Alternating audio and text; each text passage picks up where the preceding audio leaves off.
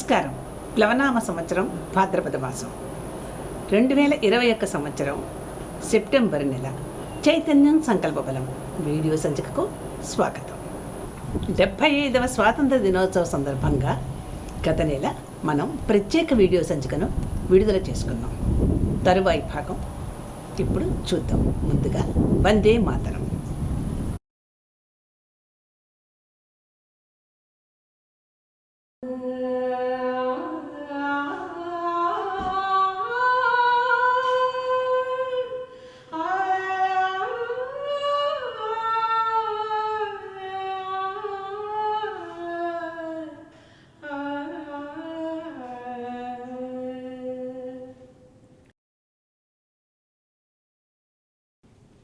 వందే మాతరం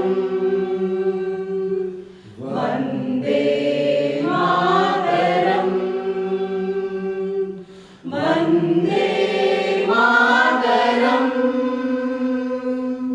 వందే మాతరం సుజలాం సుఫలాం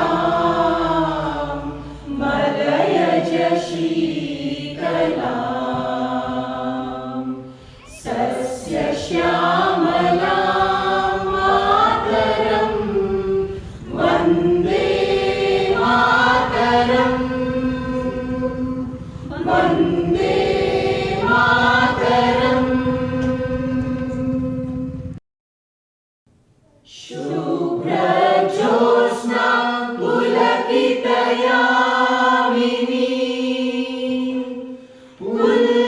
कुसुमिता द्रुमदलशोभिनी शुभ्रज्योत्स्ना पुलकितयामिनी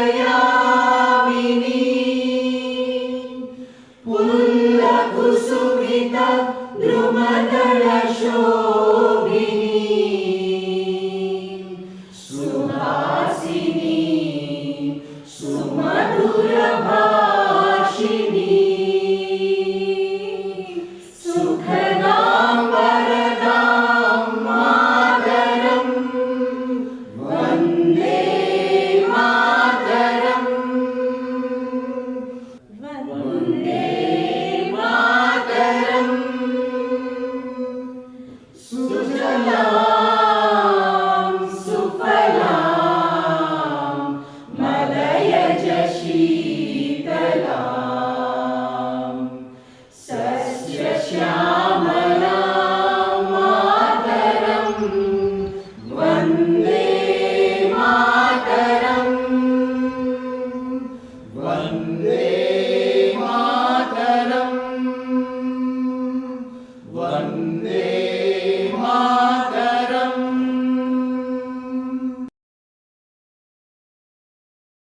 ఇప్పుడు సంపాదకీయం. నమస్కారం. ప్లవనామ సంవత్సరం భాద్రపద మాసం 2021 సెప్టెంబర్ నెల చైతన్యం సంకల్ప బలం వీడియో సంచికకు స్వాగతం. చైతన్యం సంకల్ప బలం పాఠకులకు వినాయక చవితి శుభాకాంక్షలు. ప్రజలంతా వినాయకునికి పూజ చేసి తాము చేసే ప్రతి పనిని విఘ్నాలు లేకుండా చూడాలని భక్తి శ్రద్ధలతో పూజ జరిపించుకోవాలి. అంతేగాని అక్కరలేని ఆడంబరాలకు పోయి ఊరిలో హడావుడి చేసి అసలే ఎన్నో ఇబ్బందులు పడుతున్న ప్రజలు జాగ్రత్త పడకుండా గుంపులుగా చేరి వారి ఆరోగ్యాన్ని పాడు చేసుకోకూడదు. మనల్ని మనం కాపాడుకుందాం. దేశంలో కరోనాతో ఎంతోమంది ప్రజలు ఎన్నో ఇబ్బందులు పడుతున్నారు. కావున అసలే థర్డ్ వేవ్ అని కంగారు పడుతున్న ప్రజలంతా ప్రభుత్వం విధించిన నియమ నిబంధనలు పాటించవలసిన అవసరం ఎంతైనా ఉంది. ఉత్తమ ఉపాధ్యాయుల పురస్కారాలు. ఉత్తమ ఉపాధ్యాయుల రాష్ట్ర స్థాయి పురస్కారాల కోసం తెలంగాణ ప్రభుత్వం 48 మంది ఉపాధ్యాయులను ఎంపిక చేసింది. వీరికందరికీ ఈ అవార్డులను ఈ నెల 5వ తేదీన ప్రదానం చేశారు. ఏపీలో పోలీసులకు 4 జాతీయ అవార్డులు. ఏపీ పోలీసులకు 4 జాతీయ అవార్డులను జాతీయ స్థాయిలో దక్కాయని డీజీపీ గౌతమ్ సవాంగ్ తెలిపారు. 2019 డిసెంబర్ నుండి ఇప్పటి వరకు ఏపీ పోలీసు శాఖ 130 బహుమతులను కైవసం చేసుకున్నారు. అలాగే పాస్పోర్ట్ జారీ విషయంలో అయితే దేశంలోనే రాష్ట్రం మొదటి స్థానం దక్కించుకుందని వారు అన్నారు. ఇవన్నీ కైవసం చేసుకోవటం చాలా ఆనందంగా ఉందని తెలిపారు. తెలంగాణ విద్యా సంస్థలు తెలంగాణ హైదరాబాద్లో విద్యా సంస్థలు సెప్టెంబర్ 1వ తేదీ నుండి తెరుచుకున్నాయి. ప్రత్యక్ష తరగతులు నిర్వహించాలని ప్రభుత్వం నిర్ణయం తీసుకోవడంతో రాష్ట్ర వ్యాప్తంగా విద్యా సంస్థలు తెరుచుకున్నాయి. కరోనా నేపథ్యంలో విద్యార్థులు మాస్కులు ధరించి పాఠశాలలకు, కళాశాలలకు విద్యార్థులు హాజరయ్యారు. కోవిడ్ నిబంధనలు పాటిస్తూనే ప్రభుత్వ ఆదేశాల మేరకు విద్యా సంస్థల యాజమాన్యాలు పాఠశాలలను శుభ్రం చేసి గురుకులాలు మినహా ప్రత్యక్ష తరగతులు నిర్వహిస్తున్నాయి. తెలంగాణ రాష్ట్రంలో మొదటి నుండి కోవిడ్ నియంత్రణ చర్యలు కట్టుదిట్టంగా అమలు చేస్తున్నామని రాష్ట్ర ప్రజారోగ్య శాఖ సంచాలకులు డాక్టర్ శ్రీనివాస్ తెలిపారు. ఇప్పటి వరకు రాష్ట్రంలో 1 నుంచి 10 ఏళ్ల లోపు వారిలో కేవలం 3% మాత్రమే, అలాగే 20 ఏళ్ల లోపు వారిలో 13% మందికి మాత్రమే వైరస్ సోకినట్లు వెల్లడించారు. వైరస్ సోకిన వాళ్లలో 73% మంది 20 నుంచి 65 సంవత్సరాల లోపువారు ఉన్నట్లుగా వివరించారు. ఒక్క డోసుతో కోవిడ్ మరణం 96% నివారణ. కరోనా వైరస్ ఎదుర్కోవడంలో వ్యాక్సిన్లు సమర్థవంతంగా పనిచేస్తున్నాయని ఒక్క డోసుతో 96.6% నివారించవచ్చని కేంద్ర ప్రభుత్వం మరోసారి స్పష్టం చేసింది. అంతేకాదు 2 డోసుల అనంతరం మరణాలను నివారించడంలో 97.5% సమర్థత కలిగి ఉన్నట్లు, అలాగే వ్యాక్సిన్ తీసుకున్న తర్వాత వైరస్ బారిన పడిన ప్రమాదం తక్కువేనని ప్రకటించింది. ఇక అమెరికాలో అయితే డెల్టా వైరస్ ఎక్కువగానే ఉంది. ఈ వైరస్ ఇండియా నుండి వచ్చిందని, అక్కడ నుండి వచ్చే భారతీయుల రాకను ప్రభుత్వం నిషేధించింది. అమెరికా రావాలనుకునేవారు అమెరికా పౌరసత్వాన్ని కలిగి ఉండాలని అమెరికా ప్రభుత్వం నిబంధనలు పెట్టింది. అక్కడ నుండి ఎవరైనా అత్యవసరంగా రావాలనుకునేవారు ఇండియా నుండి డైరెక్ట్గా కాక వేరే దేశానికి వెళ్ళి 14 రోజులు ఉండి అమెరికాకు వెడుతున్నారు. అయితే అక్కడ ఖర్చు మాత్రం దగ్గర 2 లక్షల వరకు అవుతోందని అక్కడ నుండి వెళ్ళిన వారు చెప్తున్నారు. ఇక అమెరికాలో వైరస్ ఎక్కువగా ఉండి ఆసుపత్రులు రోగులతో నిండి బెడ్స్ ఖాళీ లేని పరిస్థితి ఆగస్టులో ఏర్పడింది. అయితే ప్రస్తుతం ఈ వైరస్ స్టేబుల్గానే ఉందని అక్కడ డాక్టర్లు అంటున్నారు. అయినా కూడా ప్రజలందరూ కూడా అప్రమత్తంగా ఉండవలసిన అవసరం ఎంతైనా ఉందని, సీరియస్ కేసులు ఎక్కువగా ఈ వైరస్ వల్లే వస్తున్నాయని వారు చెప్తున్నారు. ఇక ముఖ్యంగా ఈ వైరస్ కూడా టెక్సాస్ స్టేట్లోనూ ఫ్లోరిడా స్టేట్లోనూ ఎక్కువగా ఉంది. అక్కడ డాక్టర్లు చిన్నపిల్లల దగ్గర నుంచి పెద్దవారి వరకు మాస్కులు ధరించి తగు జాగ్రత్తలు తీసుకొని గుంపులుగా ఉండకుండా అత్యవసరంగా అయితే తప్ప పార్టీలకు కూడా ఎవరూ వెళ్ళవద్దని, ప్రయాణాలు కూడా చేయవద్దని హెచ్చరిస్తున్నారు. మరోపక్క 18 నెలలుగా విద్యా సంస్థలు మూతబడి గత 10-15 రోజుల నుండి తెరుచుకున్నాయి. 12 సంవత్సరాల వయసు వచ్చిన పిల్లలకు మాత్రమే వ్యాక్సిన్ ఇవ్వడం జరిగింది. అయినా పిల్లలంతా ఒక్కసారి కలవడంతో ఎంత మాస్కులు ధరించినా రోజుకి ఒకరిద్దరు కరోనా బారిన పడుతున్నట్లు తల్లిదండ్రులు, టీచర్స్ నుండి మెయిల్ అందుకుంటున్నామంటున్నారు. 12 సంవత్సరాల వయసులోపు పిల్లలకు ఇంకా వ్యాక్సిన్ లభించలేదు. ప్రభుత్వం ఉచితంగా వ్యాక్సిన్ ఇచ్చినా ఇంకా అమెరికాలో కొందరు వ్యాక్సిన్ వేయించుకుందుకు ఇష్టపడక వ్యతిరేకిస్తున్నారు. కొందరు అలా ఉండటం వల్ల కూడా మిగిలిన వారు ఇబ్బంది పడుతున్నారని, ఆ వచ్చే కేసులు కూడా వ్యాక్సిన్ వేయించుకొని వారివే ఎక్కువగా ఉంటున్నాయని అమెరికాలోని డాక్టర్లు చెబుతున్నారు. ఏది ఏమైనా కరోనా వైరస్ బారిన పడుతూ ప్రజలు ఇబ్బంది పడుతుంటే ఇంకా కొత్త వేరియంట్లు పుట్టుకొస్తూనే ఉన్నాయి. యావత్ ప్రపంచాన్ని ఉడికిస్తున్న కరోనా వైరస్ తన రూపాలను మార్చుకుంటూ ఆల్ఫా, డెల్టా లాంటి వేరియంట్లు విజృంభించడంతో ఆల్ఫా 193 దేశాల్లోనూ, డెల్టా 170 దేశాల్లోనూ కేసులు బయటపడ్డాయి. తీవ్ర ప్రభావం చూపించే వేరియంట్లు వెలుగు చూడడం ఆందోళన కలిగించే అంశం. టోక్యోలో జరిగిన పారాలింపిక్స్లో మన క్రీడాకారులు 19 మెడల్స్ గెలిచి మన దేశానికే గర్వకారణమయ్యారు. 5 gold medals, 8 silver medals, 6 bronze medals గెలిచిన వీరికందరికీ చైతన్యం సంకల్ప బలం అభినందనలు తెలియజేస్తోంది. ప్రధానమంత్రి స్వయంగా అందరికీ అభినందనలు తెలిపి క్రీడాకారులను ఉత్సాహపరిచారు.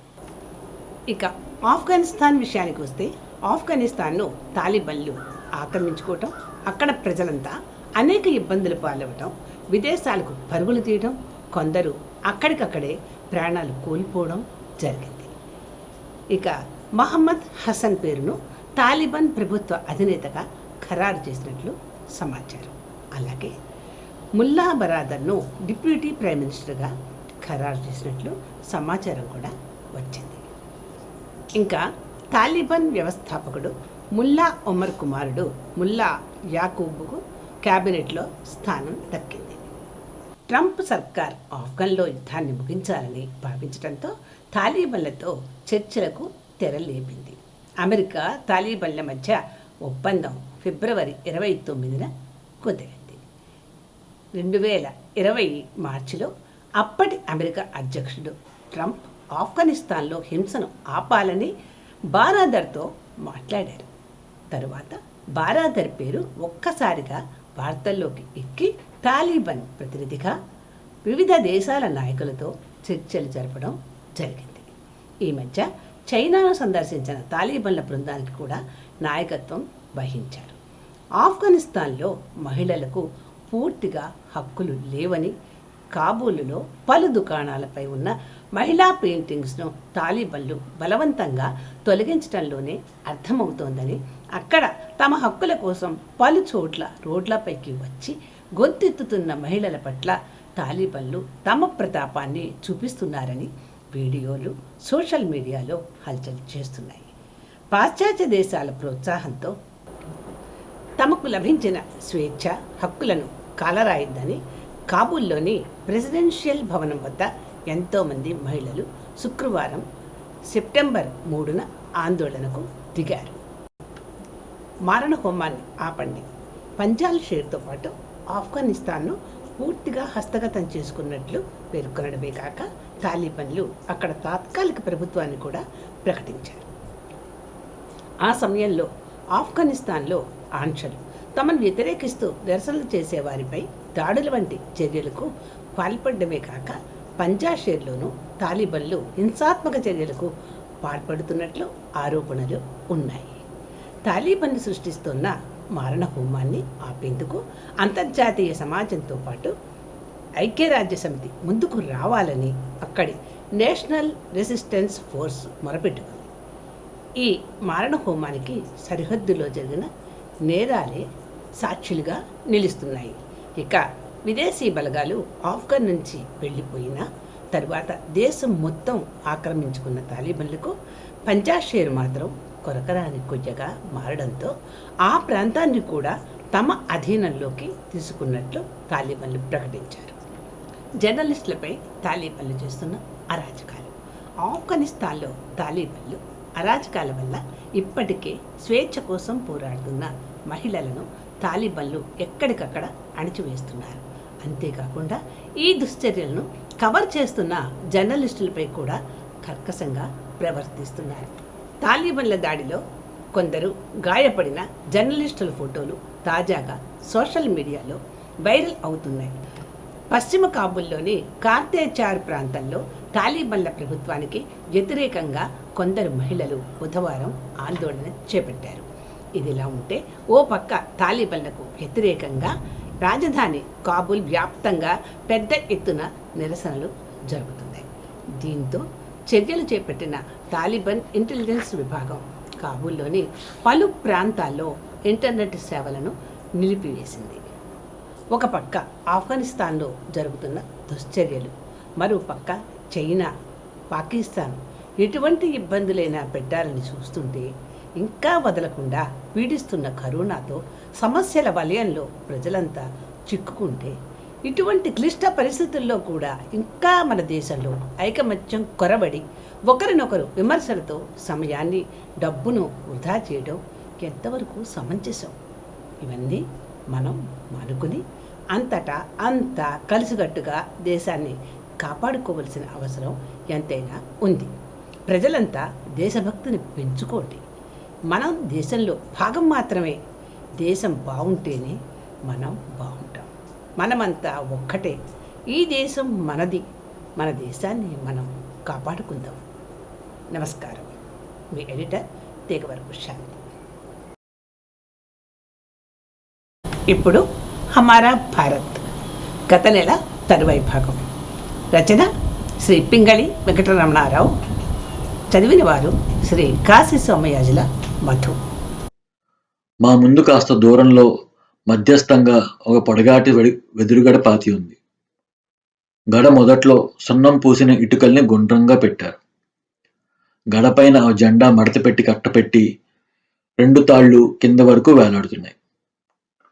ఉన్నట్టుండే సుబ్బలింగం గారు నా పేరు పెట్టి పిలిచారు. ఎందుకో అని హడలిపోతూ ఆయన ముందుకు వెళ్ళి నమస్కారం పెట్టాను.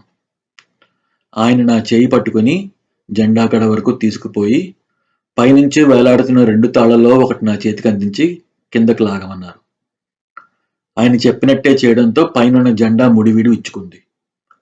గులాబీలు, చామంతులు జెండాలోంచి కిందనున్న వారి తలల మీద పడ్డాయి. అందరూ జై హింద్ అంటూ నినాదాలు పలుకుతూ డ్రిల్ మాస్టర్ని అనుకరిస్తూ జెండా వందనం చేశారు. సుబ్బలింగం గారు విద్యార్థుల వైపు తిరిగి ఎవరో అడిగిన సంజాయిషిని ఓ సమాచారంతో జోడించి ఇచ్చారు. ఈ పింగళి రావణ చేత ఎందుకు పతావిష్కరణ చేయించానా అన్న సందేహం మీకు కలగవచ్చు. ఇతగాడికి ఇటీవల జరిగిన మొదటి నెల పరీక్షల్లో స్కూల్ మొత్తం మీద అధిక శాతం మార్కులు వచ్చాయి. వెనుదిరిగి చూసుకుంటే ఇప్పటికీ అది నాకు మా ప్రధానోపాధ్యాయులు సుబ్బలింగం గారి హృదయ వైశాల్యతకు ఒక నిదర్శనమని అనిపిస్తూనే ఉంటుంది. ఆ 10 సంవత్సరాల వయసులో మన దేశానికి స్వాతంత్రం వచ్చిన రోజున పతావిష్కరణ 6వ తరగతి చదువుతున్న విద్యార్థిచే చేయించడమా?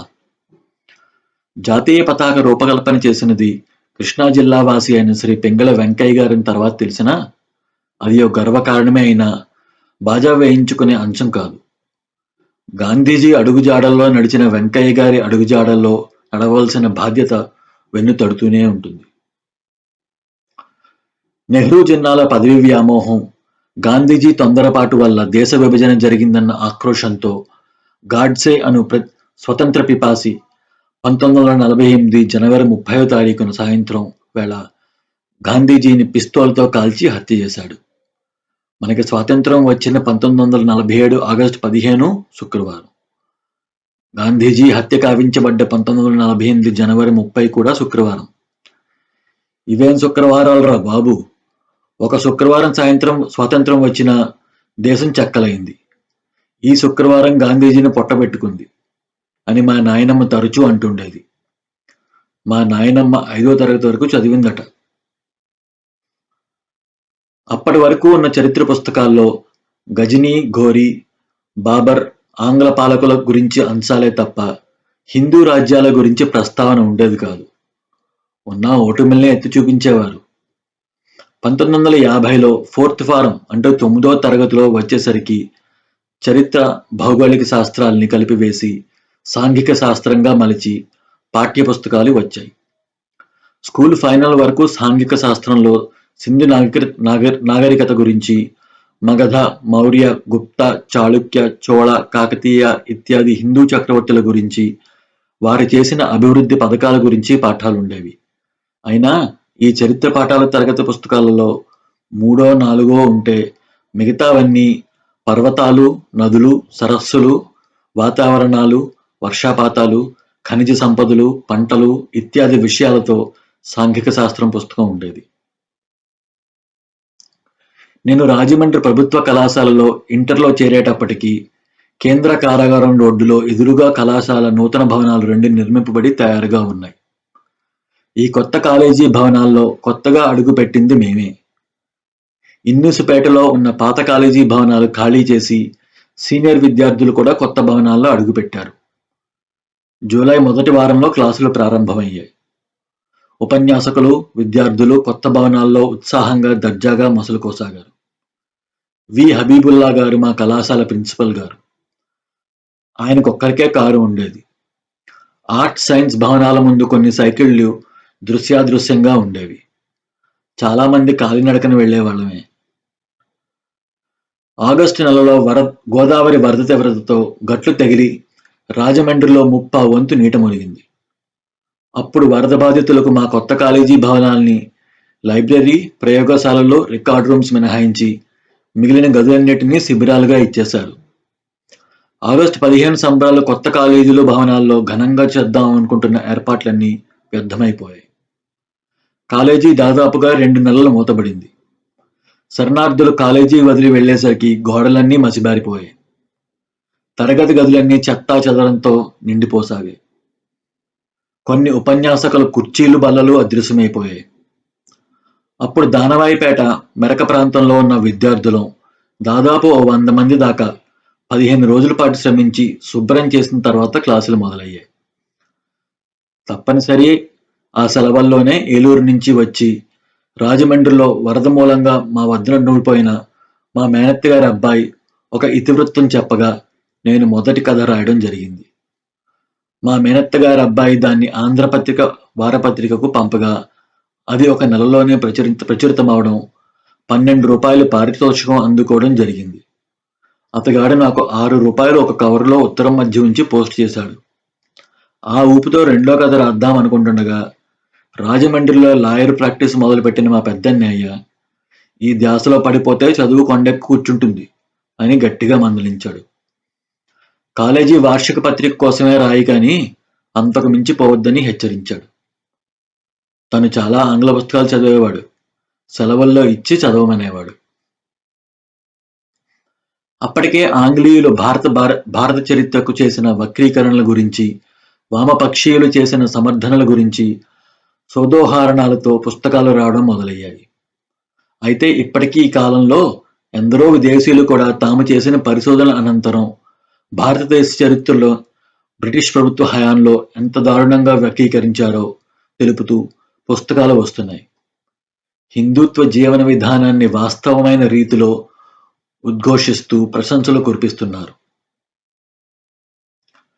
నెహ్రూ కూతురు ఇందిరాగాంధీ, ఆమె కుమారుడు రాజీవ్ గాంధీని కాంగ్రెస్ పదవుల్లో కూర్చోబెట్టింది.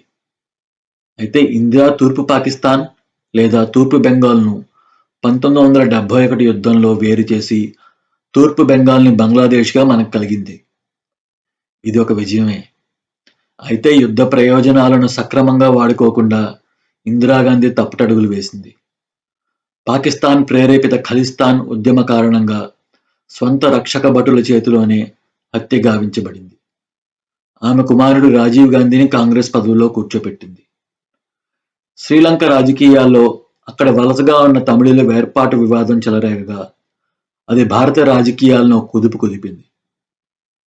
రాజీవ్ గాంధీ ఒక మానవ బాంబుకి బలైపోయాడు. కాంగ్రెస్ రాజీవ్ గాంధీ ఇటాలియన్ భార్యను పదవిలో కూర్చోబెట్టడానికి ప్రయత్నాలు చేసింది. అయితే కొన్ని దేశ విదేశీ ఆనవాయితీల నిబంధన కారణంగా ఆమె ప్రధానమంత్రి కాలేకపోయినా కాంగ్రెస్ పార్టీ దేశాన్ని నడిపించేది నెహ్రూ వంశం వారే అన్న ఒక అంధ విశ్వాసంతో రాజీవ్ భార్య సోనియాకి పార్టీ పగ్గాలు అందించి తెర వెనక నుంచి ఆటలాడించే ఉద్దేశ్యంతో విద్యావంతుడు, వినయుడు అయిన ఆంధ్రుడు పివి నరసింహరావు గారిని ప్రధానమంత్రిగా నిలబెట్టింది. అపర చాణక్యుడైన నరసింహారావు గారు ఎన్నో ఆర్థిక సంస్కరణలు తీసుకువచ్చాడు. కాంగ్రెస్ నేతల కంగు తిన్నారు. విద్యారంగంలో కాలేజీ విద్యాభ్యాసానికి కొత్త రూపాలు ప్రవేశపెట్టడానికి కొంతమంది విజ్ఞులు ప్రయోగాలు చేయడం మొదలుపెట్టారు. 1955 వరకు పద్ధతి ఎలా ఉండేదని, ప్రాథమిక పాఠశాల 1 నుంచి 5వ తరగతి వరకు, మాధ్యమిక పాఠశాల 6వ తరగతి నుంచి 8వ తరగతి వరకు, అంటే ఫస్ట్ ఫార్మ్ నుంచి థర్డ్ ఫార్మ్, ఉన్నత పాఠశాల 9వ తరగతి నుంచి 11వ తరగతి వరకు, 4th ఫారం నుంచి 6th ఫారం SSLC అంటే సెకండరీ స్కూల్ లీవింగ్ సర్టిఫికెట్ ఉండేది. 5వ తరగతిలో ఆంగ్ల భాషలో 4 రూపాల ABCDలు దిద్దించి అటుపైన స్కూల్ ఫైనల్ వరకు అంచెలంచెలుగా స్థాయి పెంచుతూ ఆంగ్లం నేర్పబడేది. ఒక్క ఈ ఆంగ్లం తప్పించి మిగిలిన పాఠ్యాంశాలన్నీ తెలుగులోనే. కాలేజీలో ఇంటర్ 2 సంవత్సరాలు. ఒక్క తెలుగు తప్పించి మిగిలిన పాఠ్యాంశాలన్నీ ఆంగ్లంలోనే. ఇంటర్ తర్వాత ఇంజనీరింగ్ కానీ, మెడిసిన్ కానీ, లేదా స్నాతక పట్టాల కోసం కానీ పోవచ్చు. స్నాతక పట్టాలలో సైన్స్ విద్యార్థులకు తెలుగు ఉండేది కాదు కానీ ఆంగ్లం ఒక పాఠ్యాంశంగా ఉండేది. కాలేజీలో చేరే సమయానికి విద్యార్థులకు తెలుగు, ఆంగ్లంలో స్థాయి దాదాపు సమంగానే ఉండేది.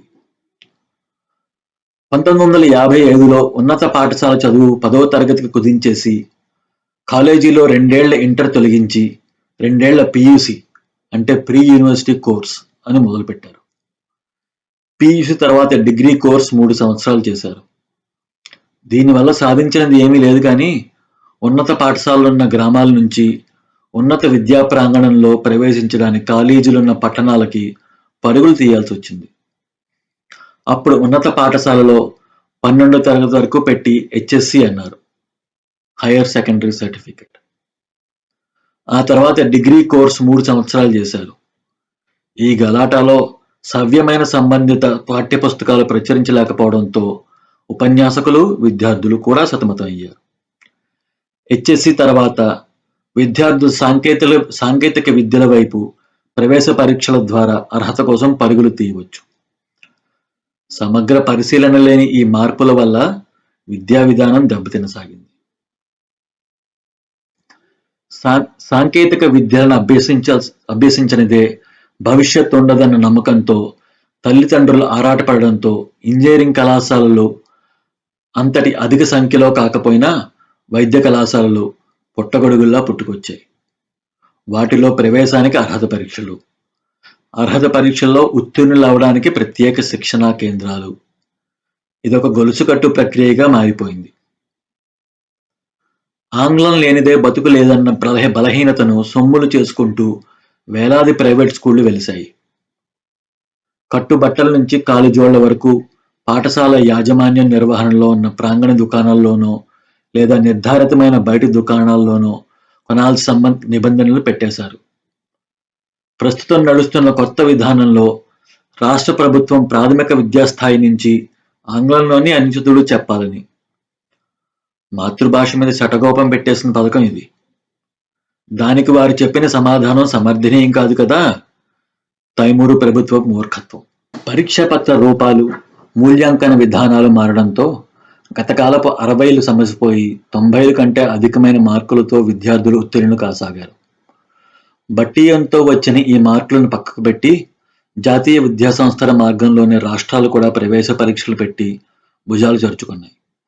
సాంకేతిక విద్యా సంస్థలలో వార్షికంగా మొత్తం 1,00,000కు పైనే విద్యార్థుల చేరిక. అయినా ప్రమాణాలతో పాఠాలను చెప్పే అధ్యాపకులు కరువు.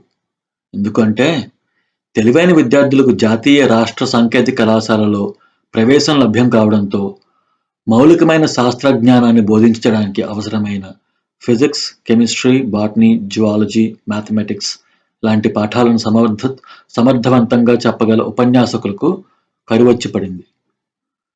గైడ్ పుస్తకాలతో పాఠాలు జరిగిపోతున్నాయి. సాంకేతిక విద్యా సంస్థలలో వీటి ప్రాముఖ్యత ఎంతో ఉంది. చాలా ఇంజనీరింగ్ కాలేజీల్లో అన్ని విభాగాలకి కావలసిన ల్యాబొరేటరీలు లేవు. వాటి స్థానే పవర్ పాయింట్ ప్రదర్శనలు చోటు చేసుకున్నాయి. చదువు పూర్తి చేసుకొని డిగ్రీలు సంపాదించి బయటకు వచ్చే సాంకేతిక పట్టాదారులకు క్రమేపీ ఉద్యోగాలు దొరకడం దుర్లభమైపోయింది. స్థాయి పడిపోవడం ఒక బలమైన కారణం. జాతీయ సంస్థలలో ప్రవేశించగల వారిలో కూడా కొంత శాతం మొదటి వార్షిక సెమిస్టర్ పరీక్షల్లోనే ఘోర వైఫల్యం పొంది గణాంకాలు చెప్పుకోదగ్గ సంఖ్యలోనే ఉన్నాయి. బట్టీయం అక్కడికి రాకుండా పోయింది. అయితే రాజకీయంగా కొన్ని విపరీత పరిణామాలు చోటు చేసుకున్నాయి. స్థాయి తక్కువగా ఉన్న దక్షిణాది రాష్ట్రాలలో ముందస్తుగా, అటు తర్వాత దేశమంతటా క్యాపిటేషన్ విధానంలో లక్షల సొమ్ములు తీసుకొని ప్రైవేట్ కళాశాలలు తమ మేనేజ్మెంట్ కోటాలో ప్రవేశార్హత కలిగిస్తున్నాయి. ఇదే వెసులుబాటు స్కూలు స్థాయిలో మంచి మార్కులు వచ్చిన నిమ్న వర్గాల వారికి నేరుగా ఎందుకు కలుగజేయకూడదు? డబ్బు పెట్టి సీటు కొనుక్కునేవాడు స్థాయిగల నిపుణుడిగా కాగలడా? ఒకసారి బోర్డు స్థాయిలో మంచి మార్కులు వచ్చిన వారికి ఈ ప్రవేశార్హత పరీక్షలు అర్థం లేని పని కాదా? రాష్ట్రం నిర్వహించే బోర్డు పరీక్షలకు ఏ విధమైన గుర్తింపు లేనట్లే కదా. ఆఖరి కాన్వెంట్ స్కూళ్లలో 1వ తరగతి కంటే కింద స్థాయి లోవర్ కేజీ, అప్పర్ కేజీలుగా విభజనీకరణ జరిగి వాటిలో చేరడానికి 3 ఏళ్ల బుడతలకి కూడా శిక్షణా నిలయాలు నెలకొన్నాయంటే తీరు కూర్చుని తట్ట తగలేసినట్టుగా ప్రభుత్వ విద్యాధికారులు, ప్రైవేట్ స్కూళ్ల యాజమాన్యాలు, తల్లిదండ్రులు తయారయ్యారు.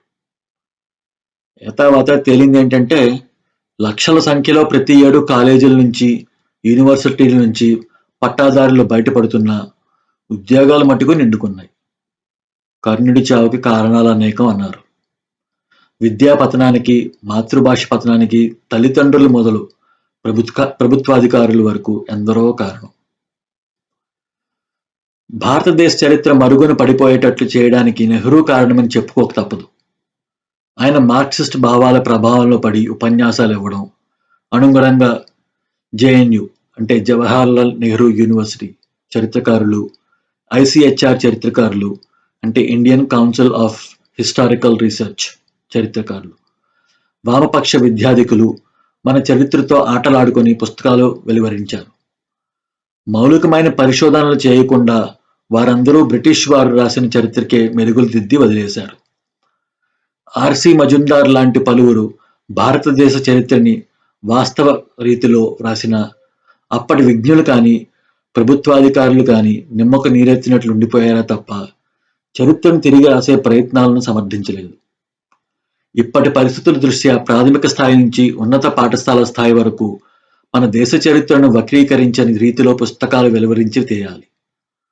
విశ్వవిద్యాలయం స్థాయి వరకు భారతదేశ చరిత్రను విద్యార్థులు అర్హత పట్టాల కోసం ఎంపిక చేసుకునే అవకాశం కల్పించాలి. భారతదేశ భాషలన్నిటికీ సాహిత్యం ఎంత ముఖ్యమో భారతదేశ చరిత్ర తెలుసుకోవడం అన్ని రాష్ట్రాల వారికి అంతే ముఖ్యం. దేశంలో ఎంతో శిల్ప సౌందర్యంతో అలరారే దేవాలయాల్ని, కట్టడాల్ని విదేశీ పాలనలో ధ్వంసం చేయబడిన కొన్ని ఆలయాల చరిత్రని తెలుసుకుంటే గాని పర్యాటకులకు ఆకర్షించడానికి కేవలం గోవా సముద్ర తీరాల్ని, తాజ్మహల్ని ప్రకటనలో గుప్పించడం హర్షదాయకం కాదు. స్వాతంత్రానంతరం దేశం సాంకేతికంగా, పారిశ్రామికంగా చెప్పుకోదగ్గ ప్రగతి సాధించని చెప్పుకోక తప్పదు. అయితే విచారించదగ్గ విశేషం ఏమిటంటే ఒక పక్క మేటి దేశాలతో పోటీగా రోదసీ నౌకల నిర్మాణం చేసి వాటిని అంతరిక్షంలోకి పంపగలుగుతున్న, మరో పక్క ఒకే ఒక వర్షంతో కొట్టుకుపోయే రహదారులను చీకు చింత లేకుండా వేగల ప్రజ్ఞను కూడా సాధించగలిగాం. నిర్మాణ కౌశలానికి లోటు లేకపోయినా నాసిరకం ముడిసరుకును వాడి వాస్తు నాణ్యతను, పని నాణ్యతను దిగజార్చే సంస్థలకు కొదువులేదు. పోస్టాఫీసులోని తపాబిళ్లలో కవర్ల మీద అతికించుకోవడానికి మనం జిగురు కడ్డీలను కూడా తీసుకువెళ్లాల్సిన పరిస్థితి. నేల మీద అతికించుకునే రంగవల్లుల మొదలు లగేజీ మీద అంటించుకునే స్టిక్కర్ల వరకు చైనా నుంచి దిగుమతి. పై డొక్కు మటుకు ఇక్కడ తయారు చేసి విదేశాల నుంచి తెప్పించుకున్న విడిభాగాల్ని లోన బిగించి మార్కెట్లోకి వదిలే స్క్రూడ్రైవర్ టెక్నాలజీ అలవాటు పడిపోయాం. ఈ నేపథ్యంలో మన ఎగుమతులు ఎప్పుడూ దిగుమతుల కంటే చాలా తక్కువగా ఉంటాయి. వాణిజ్య, వ్యాపార రంగాలలో మేటి దేశాలతో సమతుల్యతను సాధించాలంటే నాణ్యతా ప్రమాణాలు పాటించే దిశగా అడుగులు వేయాలి. లేకపోతే ఆర్థిక వ్యవస్థ కుప్పకూలే పరిస్థితి సదా పొంచి చూస్తూనే ఉంటుంది. అలోపతి వైద్య విధానానికి ముందు ప్రతి దేశంలోనూ వారి వారి వైద్య విధానాలు ఉన్నాయి. మన దేశంలో ఆయుర్వేదానికి పటిష్టమైన పునాదులు ఉన్నాయి. అయితే శస్త్రచికిత్స అలోపతిని ఒక పైమెట్టులో ఉంచిన కారణంగా ఇతర వైద్య విధానాలు నెమ్మదిగా మరుగున పడిపోసాగాయి. పర్వత సానువుల్లో పెరిగే అనేకమైన వనమూలికల మొక్కల్ని ఆనవాలు కట్టే కోయిదరలు కానీ, ఆయుర్వేద వృక్ష శాస్త్రజ్ఞులు కానీ ఇప్పుడు లేరు. నగర విస్తరణలో, ఖనిజ త్రవ్వకాలలో ఔషధవన సంపద అదృశ్యమైపోతోంది. అంతర్జాతీయ ఔషధ తయారీ సంస్థలు తమ రాజ్యాలను విస్తరిస్తూ నియంత ధోరణులు పాటిస్తున్నాయి. మన దేశంలో మౌలికమైన పరిశోధన తక్కువ. అధిక శాతం మందుల పేటెంట్లు కొని, తయారీ హక్కులు కొని తయారు చేస్తున్నాం. మన విదేశాంగ విధానం మొదటి నుంచి పటిష్టమైన పునాదుల మీద నిలబడలేదు. అలీన సిద్ధాంతం అంటూ, హిందూ చీనీ భాయ్ భాయ్ అంటూ వేసిన కుప్పిగంతులు తలకు బొప్పి కట్టించాయి. మన ఆయుధ కర్మాగారాలు కేవలం ట్రక్కుల తయారీకి, కాఫీ పెర్కులేటర్ల తయారీకి వినియోగించిన రీతిలోనే ఆయుధ సంపత్తిని సమకూర్చుకునే ముందు చూపు ప్రయత్నాలు చేయలేదు. చైనా వెన్నుపోటు పొడిచే వరకు మనం మేలుకోలేదు. అమెరికా, రష్యా, యూరోప్ దేశాలు యుద్ధ సామగ్రితో వ్యాపారం చేస్తూ ఉంటే మనం వారి ఉచ్చులో పడిపోవడమే తప్ప ఆయుధ స్వయం సమృద్ధి దిశగా ప్రయత్నాలు చేయలేదు. మొదట్లోనే త్రుంచివేయగల కాశ్మీరు సమస్యను దినదినమూ జటిలంగా చేసుకుంటూ పోయాం. ఇన్ని సంవత్సరాల తర్వాత నూతన సారథ్యంలో సాహసోపేతమైన నిర్ణయం తీసుకోగలిగాం. ఇక ఏకీకృత పౌర హక్కుల చట్టం తీసుకురావాల్సిన అవసరం ఉంది. దీనికి మత నియమాల శృంఖలాలు అడ్డు తగలకూడదు. భారతావనిలో సెక్యులరిజం శతశాతం కొనసాగుతోంది. లౌకిక విధానాలకి నిర్వచనాల్ని మారుస్తూ ప్రతిపక్ష రాజకీయ నాయకులు ద్వంద్వ రీతిలో ప్రవర్తిస్తున్నారు. అల్పసంఖ్యాక వర్గాలలో ఎంతో మంది ఉన్నత పదవులు కొనసాగించారు. కవుల్ని, కళాకారుల్ని, గాయకుల్ని భారత్ ఎంతగా గౌరవించిందో విజ్ఞులైన జనాలు మరవకూడదు. మావో తుపాకీ తూటా సిద్ధాంతాలు ఆవిర్భవించిన దేశంలోనే అంతరించినా వాటినే పట్టుకుని వేలాడుతూ తీవ్రవాదాన్ని మన దేశంలో ఇంకా కొనసాగింప చేయిస్తున్న తెరచాటు నాయకుల్ని ప్రజలు నిరసించాలి. ప్రభుత్వాలు శిక్షలు విధించి అమలుపరచాలి. అదే రీతిలో కోట్లాది రూపాయల మోసాలు చేసి పరాయి దేశాలలో దర్జాగా నివసిస్తున్న ఘరానా దొంగల్ని పట్టి తెచ్చి శిక్షించాలి. ఇవన్నీ చెప్పడానికి సులువైన ఆలోచనలో పెట్టడం అతి కష్టం. పాశ్చాత్య ధోరణులు దేశవ్యాప్తంగా స్త్రీల ఆహార్యంలో పెను మార్పులు తీసుకురావడం, వాటిని మన సంస్కృతి సంప్రదాయాలను విస్మరించి యథేచ్ఛగా స్వీకరించడం కొంత కలవరపరిచే విషయం. చలనచిత్రాల్లోని పలు సన్నివేశాలు వైపరీత్యమైన భాష్యాలు చెబుతున్నాయి. ఆడపిల్లల్ని ఏడిపించడం, ద్వంద్వార్థపు సంభాషణ చేయడం నాయక లక్షణాలుగా చూపించడం జరుగుతోంది.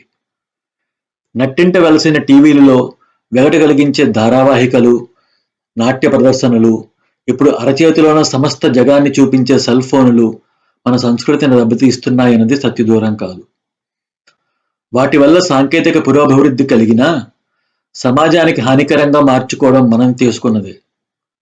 శాస్త్రీయ గాన నృత్యాదులకు కాలం చెల్లిపోయింది. అతిపెద్ద ప్రజాస్వామ్య దేశంగా గొప్పలు చెప్పుకుంటున్న నేరచరితులను, ఓటు బ్యాంకర్లను రాష్ట్ర కేంద్ర పాలన వ్యవస్థలోని చొరబాటు కలిగిస్తున్నాం. పార్టీ బలాబలాలే ఎన్నికల విజయానికి మార్గం కావడంతో అభివృద్ధి ప్రణాళికలన్నీ 5 ఏళ్ల తర్వాత రాబోయే ఎన్నికల తాయిలాలుగా రూపొందించుతున్నాయి తప్ప సమస్త నివాసిత ప్రాంతాల అభివృద్ధి వైపు కాదు. మన న్యాయ వ్యవస్థ కూడా తీర్పులను ఎప్పటికప్పుడు నిరవధికంగా వాయిదాలు వేస్తూ శిక్షలంటే భయం లేకుండా చేస్తుంది. శిక్షలు అమలు కావట్లేదు. మీడియా, మానవ హక్కుల సంఘాలు అవాంఛనీయమైన విమర్శల మూలాన పోలీసు వ్యవస్థ కూడా రోజురోజుకి నిర్వీర్యమైపోతోంది. పాలనా వర్గం కూడా రాజకీయ నాయకుల చెప్పు చేతుల్లో నడుస్తోంది. ఒకనాటి కలెక్టర్లంటే భయపడే సమాజంలో ఈనాడు కలెక్టర్లు, పోలీసు అధికారులు ఏ విధమైన అర్హతలు లేకుండా గద్దెనెక్కే రాజకీయ నాయకులంటే భయపడుతున్నారు. ఇక్కడ నా ఒక అనుభవాన్ని చెప్పుకోవాలి. 1969లో జమ్మూలో పనిచేస్తున్నాను. ఆగస్టు 15కి మా ఆఫీసు ప్రాంగణంలో పతాకావిష్కరణకి జెండా కొని తీసుకురామని మా బాస్ చెప్పాడు. ఆఫీస్ జీప్ తీసుకొని రఘునాథ్ బజార్లో ఉన్న ఒక ఖాదీ బండార్కు వెళ్ళాను. ఖద్దరు సిల్క్తో తయారైన మధ్యస్థమైన సైజులో ఉన్న ఒక పతకాన్ని ఎంపిక చేయగా అతను చెప్పిన 50 రూపాయల ధర అందించాను. సార్, బిల్ ఎంతకు రాయమన్నారు అని అడిగాడు. నాకు ఒళ్ళు కంపరమెత్తింది. నేను అటువంటి వాణ్ణి కాదు. అయినే జాతీయ పథకం విషయంలో నువ్వు అలా అడగడం సవ్యంగా లేదు అన్నాను. సాబ్, మీరన్నది నిజమే. ఆఫీసర్ కోసం కొనుగోళ్లు చేసేవారు రూపాయిలో 10 పైసలు ఆశిస్తారు. అయినా ఒకటి చెప్పండి, దేశంలో ఎల్లుండి కొన్ని వేల మంది నాయకులు పతావిష్కరణ కావిస్తారు. వారిలో ఎందరి చేతులు పవిత్రమైనవో చెప్పగలరా సాబ్ అన్నాడు. సమాధానం చెప్పలేకపోయాను. అతను 50 రూపాయలకి బిల్లు రాసి జెండాని పేపర్లో చుట్టి ఇచ్చాడు. ఈ విధమైన పరిస్థితులకు ఎవరు కారణం అంటే మౌలికంగా ప్రజలే. అయితే ప్రజల్లో జాగృతిని తీసుకురావడానికి ప్రస్తుత కేంద్ర ప్రభుత్వం శతవిధాల తర్కబద్ధమైన ప్రయత్నాలు చేస్తుంది. జనవాహినిలో నియమ నిబద్ధత నెలకొంటే ఆధునిక జీవనం కొనసాగిస్తున్న సంస్కృతి సంప్రదాయాల్ని విడవక నైతిక పథంలో సంచరిస్తే మన దేశం అత్యున్నతమైన ప్రజాస్వామ్య దేశంగా వెలుగొందుతుంది. ప్రతి సమాజంలోనూ అన్ని రంగాల్లోనూ అందరూ ఋషులు కాదు, దుర్మార్గులు కాదు. అయితే ప్రతి సమాజంలోనూ ఆకాశానికి గంజల్లాంటి వారు ఎంతో కొంతమంది ఉంటారు. వారికి చేయూతనివ్వడం జనుల కర్తవ్యం. వారి మూలానే దేశం నడుస్తోంది. ఈ 75వ స్వాతంత్ర దినోత్సవ సందర్భంగా ప్రతి భారతీయ పౌరుడు ఆత్మావలోకనం చేసుకుని దాదాపు కొడిగట్టబోతున్న మన సంస్కృతి సంప్రదాయ జ్యోతుల్ని శాస్త్ర సాంకేతిక పురోభివృద్ధితో మేళవింపుకొని తిరిగి ప్రజ్వలింపజేసి గత నైతిక వైభవాన్ని పునరుద్ధం చేసుకోవాలి. సర్వే జన సుఖినో భవంతు. 30 వత్సరాల స్వతంత్ర భారతి తరువాయి భాగం. రచన చదివిన వారు శ్రీ తుమ్మూరి రామ్మోహన్ రావు. మనం మన దేశానికి స్వాతంత్రం తెచ్చుకున్న తర్వాత ప్రగతి ఏ దశలో ఉంది, జనజీవన విధానం ఎలా ఉంది, మంచి చెడు విచారించుకోవాల్సిన అగత్యం మన ముందున్నది. ఇప్పుడు దేశం ముందుకు పోవడం లేదా అంటే పోతున్నది.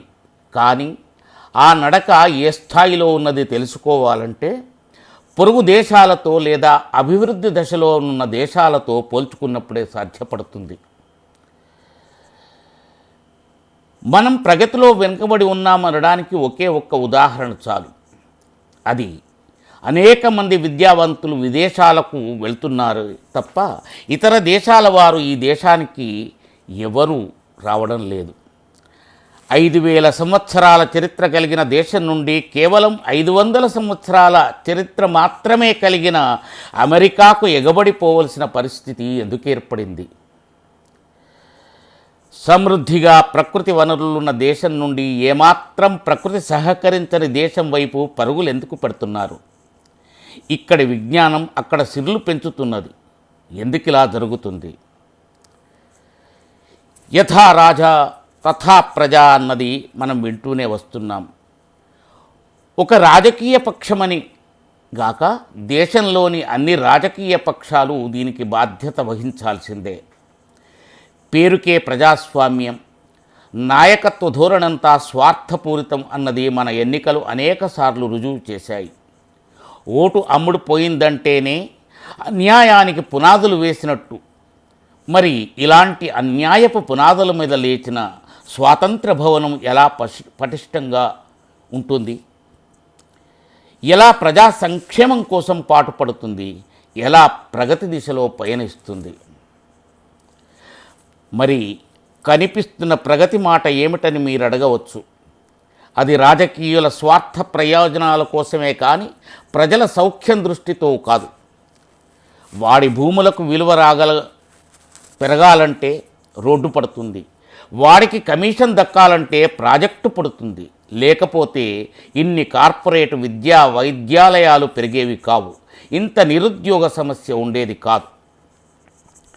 ప్రజలకు పథకాల పేరుతో మేలు చేకూరుస్తున్నామన్న భ్రమలు కల్పించి ప్రజలను అప్రయోజకులుగా బికారులుగా చేసే పాలన సరి అయిన పాలన ఎలా అవుతుంది? ప్రపంచంలో వ్యవసాయానుకూలత కలిగిన దేశాల్లో భారతదేశం ఒకటి. వ్యవసాయ రంగాన్ని అభివృద్ధి పరిచి వ్యవసాయపు పనులు కల్పించి వ్యవసాయం చేసేవారికి ఒక ఆత్మవిశ్వాసం ఏర్పరిచి నేనొక ఇంజనీర్ను అనో డాక్టర్ను అనో చెప్పుకునేంత గర్వంగా నేనొక అగ్రికల్చరిస్టుని అని చెప్పుకునే దశకు యువతరాన్ని మలచగలిగితే అప్పుడు మనం అమెరికా వెళ్ళడం కాదు, అమెరికన్లు మన దేశానికి వస్తారు. ప్రముఖ ఫిలాసఫర్ జిడ్డు కృష్ణమూర్తి గారు ఒక మాట అన్నారు, మనం డాక్టర్లను ఇంజనీర్లను తయారు చేస్తున్నాం కానీ మనుషులను తయారు చేయడం లేదు అని. ఇది బాగా ఆలోచించవలసిన విషయం. నిజాయితీ లేనివాడు విద్యావంతుడైతే మంచి కంటే చెడే ఎక్కువ జరుగుతుంది. నైతికత మానవత లోపిస్తే సంస్కారం చతికిలబడుతుంది. మన కళలు, మన సంస్కృతి, మన సంప్రదాయాలు ఆర్ష సాంప్రదాయం నుండి అనుగమించినవి. నిస్వార్థంగా లోకహితార్థం తపోనిష్టతో ఆవిష్కరించబడిన అమూల్య విషయాలు ఐహికం ఆముష్కం రెండూ తెలిపే అనేక విధానాలు. మరి ఈ విధానాలన్నీ మనం ఇప్పుడు పక్కకు పెడుతున్నాం. ముఖ్యంగా మన దేశానికి ఉన్న పెద్ద జాడ్యం కులమతాలు, దాన్ని ఆసరా చేసుకుని రిజర్వేషన్లు. మింగమంటే కప్పకు కోపం, వదలమంటే పాముకు కోపం అన్నట్లు అది ఎడతెగని సమస్య. భారత రాజ్యాంగకర్త అంబేద్కర్ మహాశయుడు దశాబ్ద కాలం కోసం పొందుపరిచిన విధానం 7.5 దశాబ్దాలైనా తీసివేయలేకపోవటం దురదృష్టకరం. ఏ స్థాయి వరకైనా ఏ విద్య అయినా ఉచితంగా అందేట్లు చేసి రిజర్వేషన్ తొలగించటం మంచిది. పాఠశాలల్లో హాజరు పట్టికలో కులం మతం అనే కాలమ్స్ తొలగిపోయిన నాడే మహాకవి గురజాడ కులములన్నీ కూరిపోవును మతములన్నీ మాసిపోవును అన్న మాట నిజమవుతుంది. కరోనా మహమ్మారి పుణ్యమాని చదువు చతికిలబడింది. ఆన్లైన్ విద్య ఆచరణలోకి వచ్చింది. ఒకసారి అలవాటు పడితే మళ్ళీ మామూలు విధానం త్రోవలోకి రావడం కొంచెం కష్టమే. ఈ సందర్భంగా 2 విషయాలపై ప్రత్యేక దృష్టి సారించాలి. విద్యార్థి చురుకుదనం ఆధారంగా చదివినంత మేరకు ఉచిత విద్య అందించటం, ఆర్థిక స్థోమత లేని వారికి ఉచిత వైద్యం లభించటం సంపూర్ణ స్థాయిలో అమలు జరిగేట్టు చూడాలి. దానికంటే ముందు రోగం రాకుండా ఉండే వాతావరణం కల్పించటం అంటే పరిసరాల పరిశుభ్రత, రోగకారక విషయాల మీద అవగాహన కల్పించే కార్యక్రమాలు విరివిగా చేపట్టడం. Prevention is better than cure అన్నారు. నాకు ఉదాహరించటం ఇష్టం లేకపోయినా ఉదాహరించక తప్పటం లేదు. నేను 5-6 సార్లు అమెరికా పర్యటన చేసి వచ్చాను. నాలాగే వెళ్ళి వచ్చే వారి సంఖ్య ఇటీవల మరీ ఎక్కువైంది కూడా. చూసి వచ్చిన వారికి చాలా స్పష్టంగా అర్థమవుతుంది అక్కడికి ఇక్కడికి భేదం. ప్రకృతి సహకరించకపోయినా, పాడి పంటలకు అనుకూలమైన వాతావరణం లేకపోయినా వాటిని అధిగమించి ఈనాడు అమెరికా అగ్రరాజ్యంగా రూపొందగలిగింది. అక్కడి నిర్మాణాల నాణ్యత, నియమాల పట్ల బాధ్యత, ఎల్లెడలా స్వచ్ఛత 50 రాష్ట్రాల సమైక్య అమెరికా ప్రగతికి దోహదం చేసిందనడంలో సందేహం లేదు. నీటి కోసం కూటి కోసం అల్లాడేవారు ఇంకా మన దేశంలో కోట్లాది మంది ఉన్నారంటే మనం ఎన్ని ప్రాజెక్టులు కట్టినా, ఎన్ని రోడ్లు వేసినా, ఎన్ని విద్యాలయాలు పెంచినా అది ప్రగతి అనబడదు. కోట్లాది అప్పులు తెచ్చి ప్రభుత్వం పథకాలకు వెచ్చించి ఉన్నవాడిని మరింత ఉన్నవాడిగా, లేనివాడిని మరింత లేనివాడిగా తయారు చేసే వ్యవస్థ మారకపోతే లాభం లేదు. అంతకంతకు పెరిగే జనాభా చూస్తే రాబోయే తరాలు ఎన్ని కష్టాలు ఎదుర్కోవాల్సి వస్తుందో ఆలోచించి ప్రణాళికలు వేయాలి. ఈ సందర్భంగా నేను రాసిన ఒక దేశభక్తి గేయాన్ని మీకు వినిపించాలనుకుంటున్నాను. జయ జయ జయ భారతీ, జయ జయ ప్రియ భారతీ, జయ జయ జయ భారతీ, జయ జయ ప్రియ భారతీ, జయ జయ జయ సకల భువన సర్వోత్తమ భారతీ. సస్యభూమి సారభూమి సత్యభూమి భారతీ, సత్యభూమి సారభూమి సత్యభూమి భారతీ, విజయభూమి వీరభూమి వినయభూమి భారతీ. సస్యభూమి సారభూమి సత్యభూమి భారతీ, విజయభూమి వీరభూమి వినయభూమి భారతీ. జయ జయ జయ భారతీ, జయ జయ ప్రియ భారతీ. శక్తిభూమి యుక్తిభూమి ముక్తిభూమి భారతీ. శక్తిభూమి యుక్తిభూమి ముక్తిభూమి భారతీ. పుణ్యభూమి పూతభూమి జ్ఞానభూమి భారతీ. శక్తిభూమి యుక్తిభూమి ముక్తిభూమి భారతీ. పుణ్యభూమి పూతభూమి జ్ఞానభూమి భారతీ. జయ జయ జయ భారతీ, జయ జయ ప్రియ భారతీ. యోగభూమి యాగభూమి రాగభూమి భారతీ. యోగభూమి యాగభూమి రాగభూమి భారతీ. మంత్రభూమి యంత్రభూమి తంత్రభూమి భారతీ. యోగభూమి యాగభూమి రాగభూమి భారతీ. మంత్రభూమి యంత్రభూమి తంత్రభూమి భారతీ. జయ జయ జయ భారతీ, జయ జయ ప్రియ భారతీ. వేదభూమి నాదభూమి సాధుభూమి భారతీ. వేదభూమి నాదభూమి సాధుభూమి భారతీ. ధర్మభూమి మర్మభూమి కర్మభూమి భారతీ. వేదభూమి నాదభూమి సాధుభూమి భారతీ. ధర్మభూమి మర్మభూమి కర్మభూమి భారతీ. జయ జయ జయ భారతీ, జయ జయ ప్రియ భారతీ. జయ జయ జయ సకల భువన సర్వోత్తమ భారతీ. కనీసం 100 జయంతి వరకైనా దేశాన్ని మంచి పురోగతి దిశలో మళ్లించగలిగే వ్యవస్థ రావడానికి ప్రతి ఒక్క భారతీయుడు తనకు తానుగా తన బాధ్యత తెలుసుకొని దేశానికి మంచి పేరు తేవాలని కోరుకుంటూ ముగిస్తున్నాను. జై హింద్. నమస్కారం.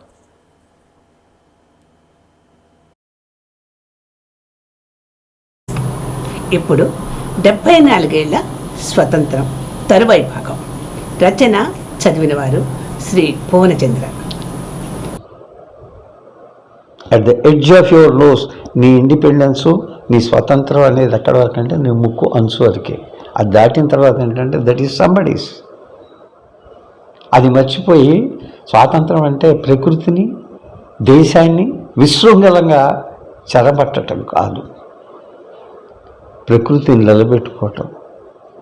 ఏ దేశంలో మనం పుట్టామో ఈ దేశపు ఔన్నత్యానికి, ఈ దేశపు అభివృద్ధికి మనమున్నంతకాలం men may come and men may go on but I go on for ever అని బ్రూక్ చెప్పినట్టుగా, అంటే ఒక సెలయర్ చెప్తుంది మనుషులు వస్తారు పోతారయ్యా కానీ నేను ప్రవహిస్తూనే ఉంటాను అని చెప్పినట్టుగా, ఒక కాలం చెప్పినట్టుగా మనుషులు వస్తాము మనుషులను వెళ్ళిపోతాం, కానీ నిరంతరం ప్రవహించేది ఏమిటో నిరంతరం మనం ఉన్నా లేకపోయినా నిలబడి రాబోయే లక్షల కోట్ల తరాలకి, గుర్తుపెట్టుకోండి తరాలకి నీడనిచ్చేది అన్నం పెట్టేది ఈ నేల తల్లి.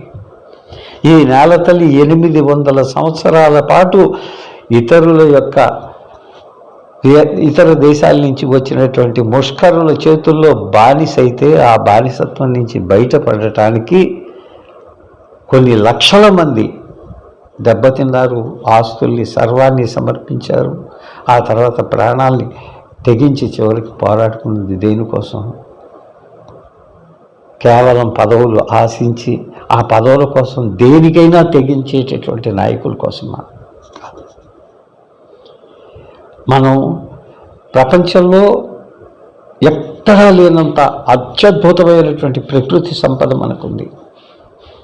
మన పిల్లలు, ఎందుకంటే ఇతర దేశాల సంగతి నాకు పెద్దగా తెలియదు, కానీ మన దేశంలో 7 సబ్జెక్ట్స్ ఒకేసారి చదవగలిగినటువంటి ఇంటలెక్చువల్ కెపాసిటీ మన పిల్లలకు ఉంది.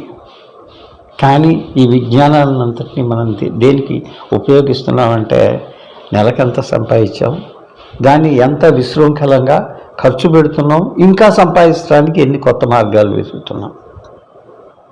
ఇదే మనం ఉన్నాం. ఎన్ని వేల కోట్లు సంపాదించినా వచ్చినప్పుడు ఖాళీగా వచ్చాం, వెళ్ళిపోయేటప్పుడు ఖాళీగానే వెళ్ళిపోవాలి. తల్లి కడుపులో ఉండేటప్పుడు మన కులం మనకు తెలియదు, మన మతం మనకు తెలియదు, మన తల్లి ఎవరి కడుపులో ఉంటున్నామో ఆ తల్లి పేరే మనకు తెలియదు. మా కులం తెలియదు, మతం తెలియదు, భాష తెలియదు, మనం ఉండేటట్టు చోటు తెలియదు, ఏదీ తెలియదు. ఈ భారతదేశంలో మనం అదృష్టం కొద్దీ పుట్టాం. ఎందుకంటే అన్నిటినీ తట్టుకోగలిగినటువంటి అత్యద్భుతమైనటువంటి it is a nation of philosophy, ఆధ్యాత్మిక వైభవం, ఆధ్యాత్మిక సంపద కలిగినటువంటి దేశం మనది. అంటే మిగతా దేశాల్లో ఏం చేస్తారంటే వాళ్ళు ఏదో ఒకటంటే పిస్టల్ పట్టుకుని తీసుకెళ్ళి కాల్చేస్తాడు. మనం ఏమనుకుంటాం, ఇక్కడ పోలేదు, భగవంతుడు ఉన్నాడు, వాడు నాకు అన్యాయం చేశాడు, సరే దేవుడు చూస్తాడు. మన రక్తానికి రక్తం, కాలు కాలు, కన్ను కన్ను కాదు, మన స్వభావం కాదు అది. శాంతిని కోరుకునేటటువంటి వాళ్ళం.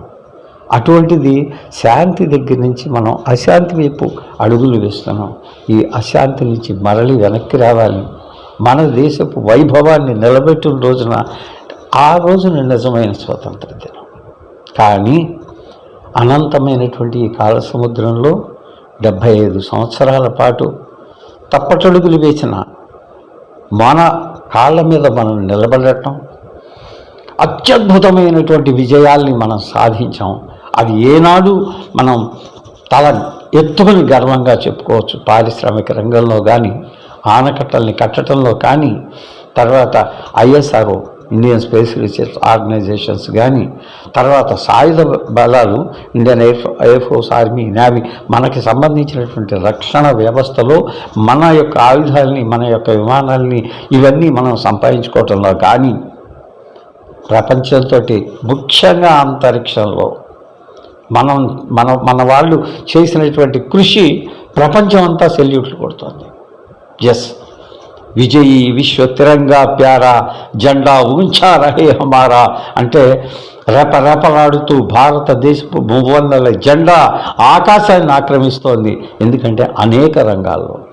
కానీ ఇంకా అత్యద్భుతంగా వెళ్ళాల్సింది మనం చేసినటువంటిది 0.1% మాత్రమే.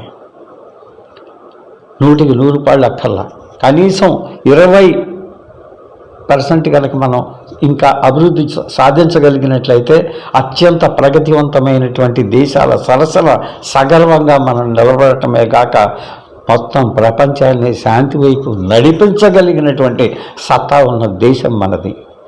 అందు గురించి మనం చేయవలసినటువంటి కృషి ఏంటంటే, ఈ దేశ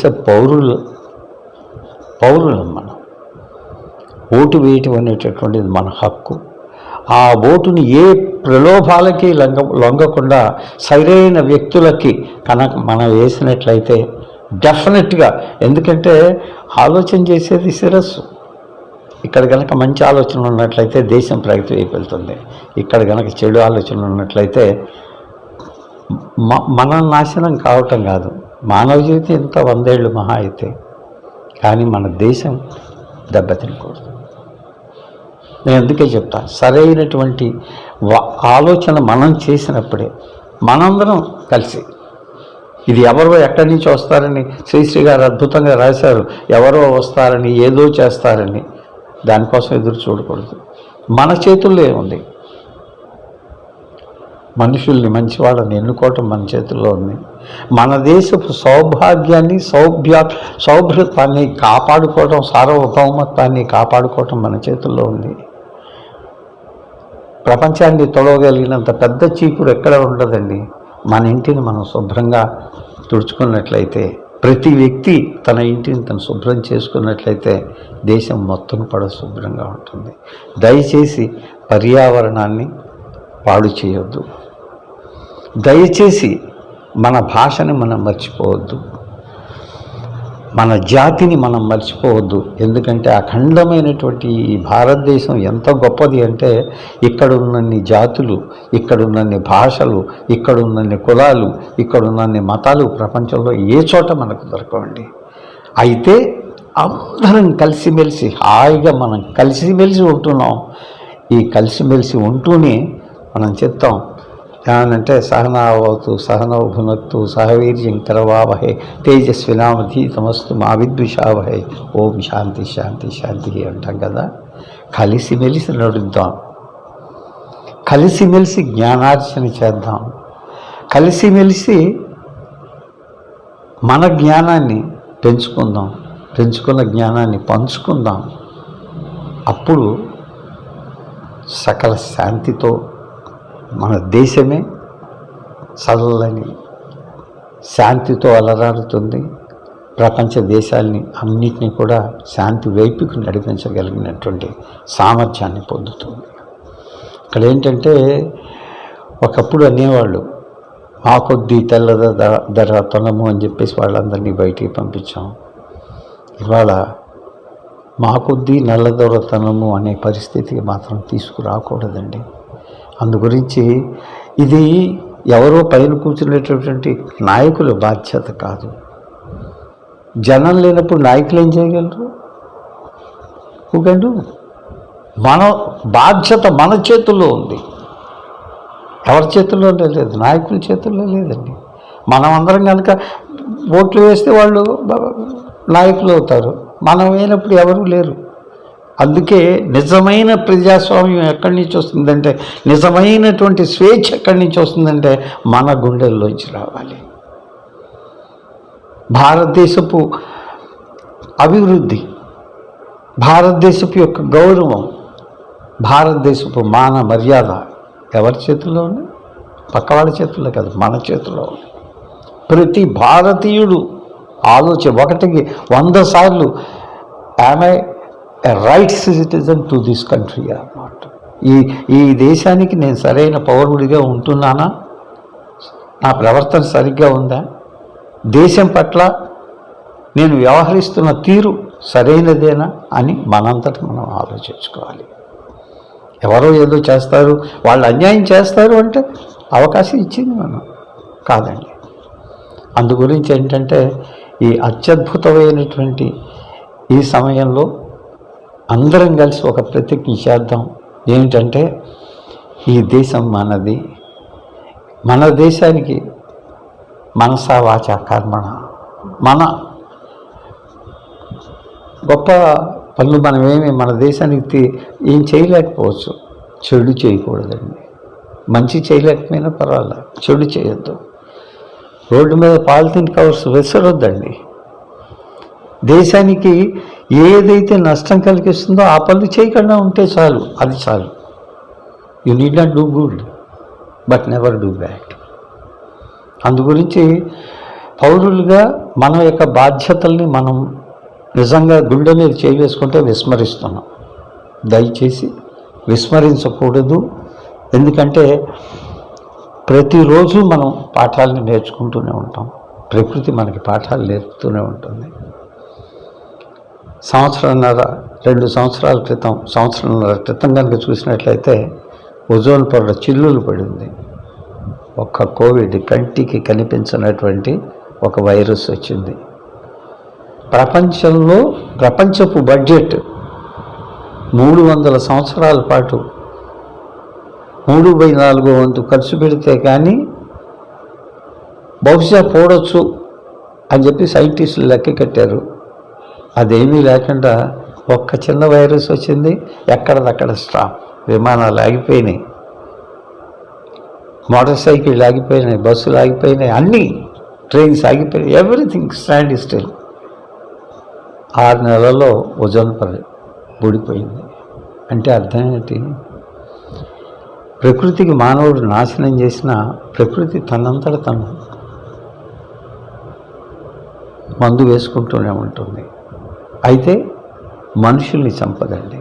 ఎందుకంటే శంకరాచార్యులు వారు అంటారు, జగదంబ విచిత్రమంత్రకిం పరిపూర్ణ కరుణాసిచన్మయి అపరాధ పరంపరావృతం నహిమాత సముపేక్షతం అని. తల్లి ఎంత గొప్పది అంటే, అమ్మ ఎంత గొప్పది అంటే, చేసిన తప్పే మళ్ళీ మళ్ళీ మనం చేస్తున్నా కానీ అమ్మ మనల్ని ఎప్పుడు ఉపేక్షించదు, శాపనార్థాలు పెట్టదు, మనల్ని కాపాడుతూనే ఉంటుంది. నాయన బాగుపడరా అని బతిలాడుతూ ఉంటుంది. కనుక మనం చేస్తున్న దానికి నాయన నువ్వు చేస్తున్నది బాగోలేదని హెచ్చరికగానే ఈ కరోనా వచ్చిందని నేను అనుకుంటున్నాను.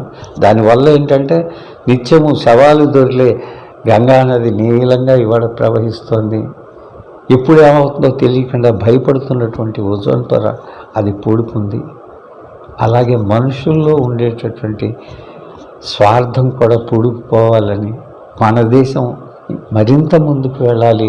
అందుకోసం మనమందరం పౌరులుగా, భరతమాత బిడ్డలుగా మన కృషిని మనం కొనసాగించాలని మనస్ఫూర్తిగా కోరుకుంటూ,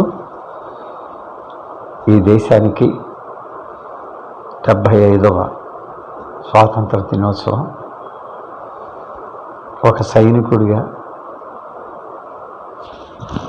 hats off to my country, hats off to my people. నా దేశం మువ్వందల జెండా ఎప్పటికీ రెపరెపలాడుతూ ఉండాలని, ప్రతి భారతీయుడు గర్వంతో ఇది నా దేశం అని చెప్పుకోవాలని మనస్ఫూర్తిగా కోరుకుంటూ జై. ఇప్పుడు మహిళా సాధికారత తరువాయి భాగం. రచన చదివిన వారు శ్రీమతి మత్స్యరాజ విజయలక్ష్మి. 1976లో నా వివాహం జరిగింది. మా ఊరు నుంచి పెద్ద సమాచారం ఏమీ లేదు. ఉత్తరాల ద్వారా అక్కడి విశేషాలను అమ్మ తెలిపేది. తర్వాత కాలంలో బాలికలకు వసతులు బాగానే లభించాయి. విద్యకు ప్రాధాన్యం పెరిగింది. బాలికలు పెద్ద సంఖ్యలో చదువును అభ్యసించారు. 1990లో ఇబ్రాహీంపట్నంలో జూనియర్ కళాశాల కూడా ప్రారంభమైంది. అక్కడ అమ్మాయిలకు వేరే చోటుకు వెళ్ళి చదువుకోవాల్సిన అవసరం లేకుండా చక్కగా చదువుకున్నారు. ఇప్పుడు ఇబ్రాహీంపట్నం పరిసర ప్రాంతాల్లో 40 కాలేజీలు ఉన్నాయి. 2018 సంవత్సరంలో జరిపిన సర్వే ప్రకారం మహిళా అక్షరాస్యత 65.79% పెరిగింది. 9వ ప్రణాళికలో 30% నిధులు మహిళా సంక్షేమం కోసం కేటాయించారు. 9 మార్చి 2010లో రాజ్యసభలో బిల్లు కూడా ఆమోదింపబడింది. మహిళా బిల్లు ఆమోదపరచబడింది. సమాన వేతన బిల్లు కూడా ఆమోదపరచబడింది. ఇప్పుడు వృద్ధ మహిళలకు ఆసరా పింఛన్లు ఇస్తున్నారు. మహిళలకు కుటీర పరిశ్రమల స్థాపనకు, స్వయం ఉపాధి పథకాలకు లోన్లను కూడా అందిస్తున్నారు. మహిళలు అన్ని రంగాల్లోనూ ముందున్నారు. ఇక చట్టసభల విషయానికి వస్తే పార్లమెంట్లో 78 మంది మహిళా ఎంపీలు ఉన్నారు. ఇది 14%. నా దృష్టిలో ఇంకా తక్కువే. మొదటి మహిళా గవర్నర్గా శ్రీమతి సరోజినీ దేవి నాయుడు గారు పనిచేశారు. 1963లో శ్రీమతి సుచేత కృపలాని ఉత్తరప్రదేశ్ ముఖ్యమంత్రిగా పనిచేశారు. ఈమె మొట్టమొదటి మహిళా ముఖ్యమంత్రి. 1972 సంవత్సరంలో శ్రీమతి కిరణ్ బేడి గారు మొట్టమొదటి మహిళా IPS ఆఫీసర్ పదవి బాధ్యతలు స్వీకరించారు. ఈమెయే సాటి. 1989లో శ్రీమతి కిరణ్ బేడి గారి నుండి అప్పటి ఆంధ్రప్రదేశ్ ప్రభుత్వం వారు నిర్వహించిన వ్యాసరచన పోటీలో బహుమతిని, ప్రశంసా పత్రాన్ని ఆమె చేతుల ద్వారా అందుకున్నాను. రిచ్ హోటల్ హైదరాబాద్లో ఆమెతో కలిసి ఆతిథ్యాన్ని స్వీకరించిన జ్ఞాపకం ఇప్పటికీ మొదలు మెదులుతుంటుంది. సాయంకాలం కర్ఫ్యూ సమయం తన ఎస్కాట్ పోలీస్ ఆఫీసర్ను తోడించి ఇంటికి పంపించారు. మళ్ళీ రెండవసారి పాండిచేరిలో 2018 డిసెంబర్లో రాజ్ నివాస్లో కలిశాము. ఆప్యాయంగా పలకరించి తన ఇల్లంతా చూపించారు. ఆమె ప్రజల మనిషి. ఇప్పుడు మహిళలు మంత్రులుగా, ముఖ్యమంత్రులుగా, కేంద్ర మంత్రులుగా, గవర్నర్లుగా రాజకీయ రంగంలో రాణిస్తున్నారు.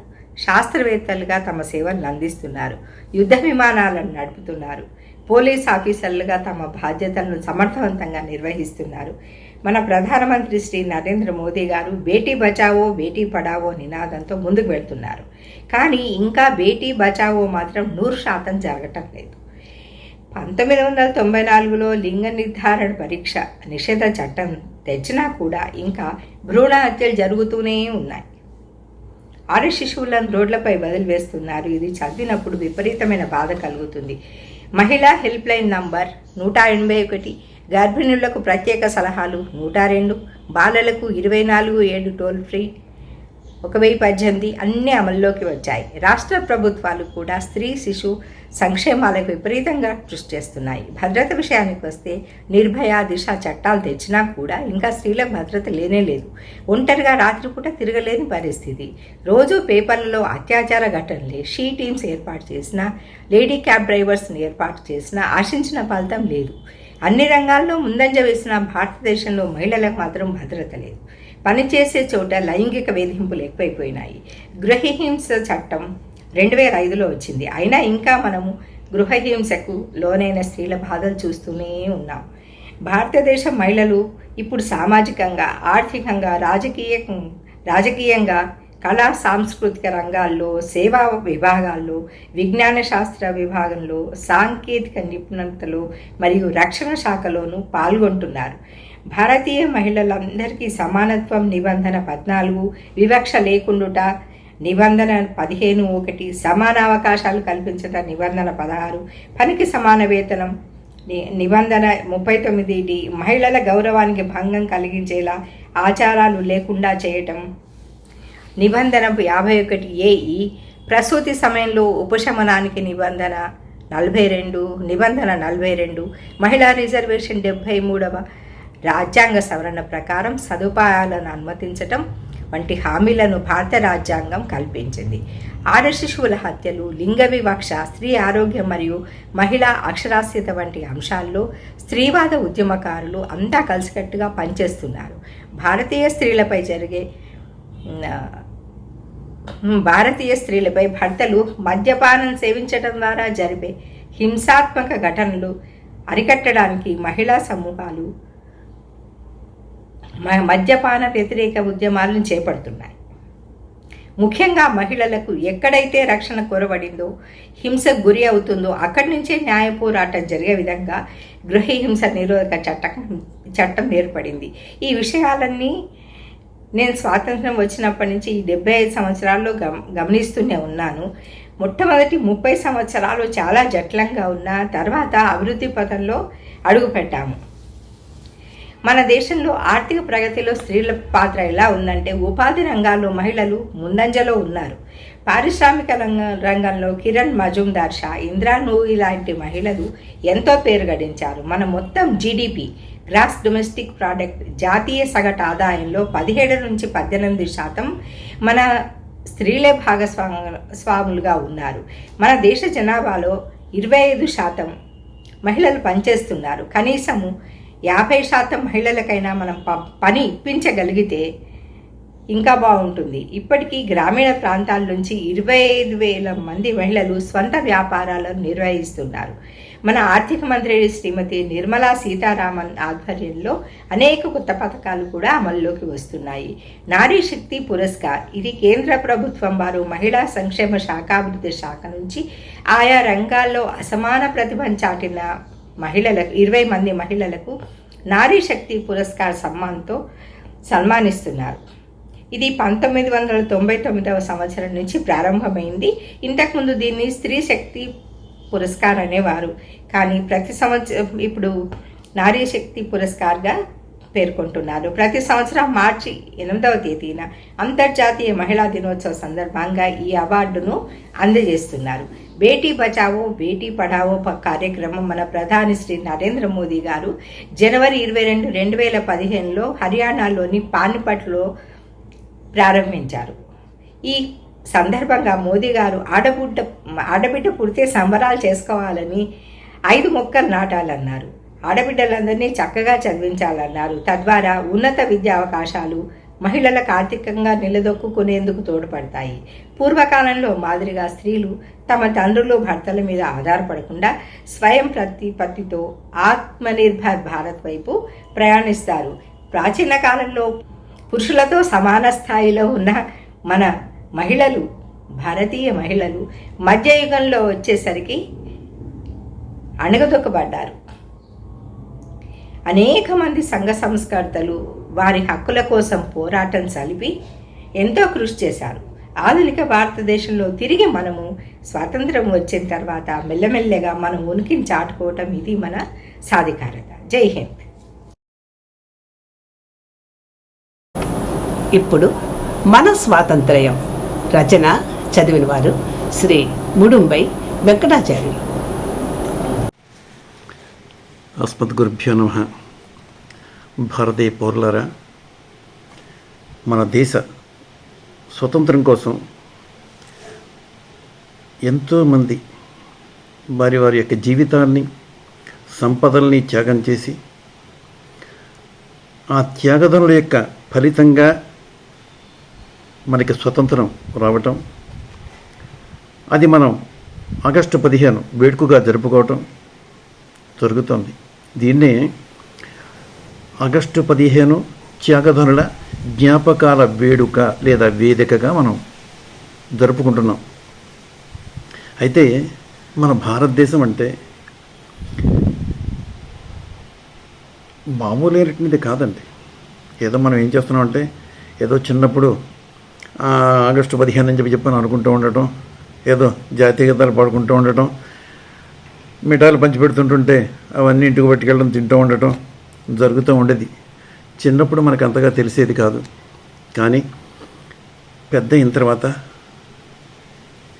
ఎంతమంది స్వతంత్రోద్యమంలో వారి యొక్క ప్రాణాలు అర్పిస్తే ఈ భారతదేశం మన చేతికి వచ్చింది అనేటటువంటి తెలుసుకుంటే హృదయ విదారకంగా ఉంటుందండి, చాలా బాధగా ఉంటుంది. అయితే దాన్ని నిలబెట్టుకోవడం అనేది ఇప్పుడు మనకు ప్రధానం. ఇక భారతదేశం అంటే ఏమిటి? ఈ భారతదేశానికి క్రీస్తు పూర్వమే మిగిలిన దేశాలన్నింటికంటే కూడా నాగరికతలో చక్కని దేశంగా చెబుతూ ఉండేవారండి. ఎందుచేతంటే ఈ దేశంలో క్రీస్తు పూర్వం నుంచి కూడా తల్లిదండ్రుల్ని, పెద్దల్ని గౌరవించడం, దైవం మీద నమ్మకం వంటి ఆధ్యాత్మిక లక్షణాలు, తర్వాత ప్రజల్లో జాలి, దయ, కరుణ ఇటువంటి లక్షణాలు, ఎవరైనా ఆపదలో ఉంటుంటే వాళ్ళని ఆదుకుంటూ ఉండటం, ఇవన్నీ కూడా మన భారతదేశంలో జరుగుతూ ఉండేవి. మన భారతదేశాన్ని దర్శించేటటువంటి మిగిలిన వాళ్ళంతా కూడా వచ్చి వాళ్ళ దేశంలో చెప్పుకుంటూ ఒక ఆదర్శవంతమైనటువంటి దేశంగా చెప్పుకునేటటువంటి విధానంగా ఉండేదండి. ఈ విధంగా ఇది చరిత్ర మనకు తెలియజేస్తోంది, చరిత్ర మనకు తెలియజెప్తోంది. ఇక భారతదేశం గురించి, ఈ భారతదేశం గురించి వేదాల్లోనే కాదండి, జైన, బౌద్ధమత, హిందూ గ్రంథాలన్నింటిలోనూ కూడా భారతదేశం యొక్క ప్రసక్తి ఉంది. అంటే దీన్ని జంబూద్వీపంగా పేర్కొన్నారండి.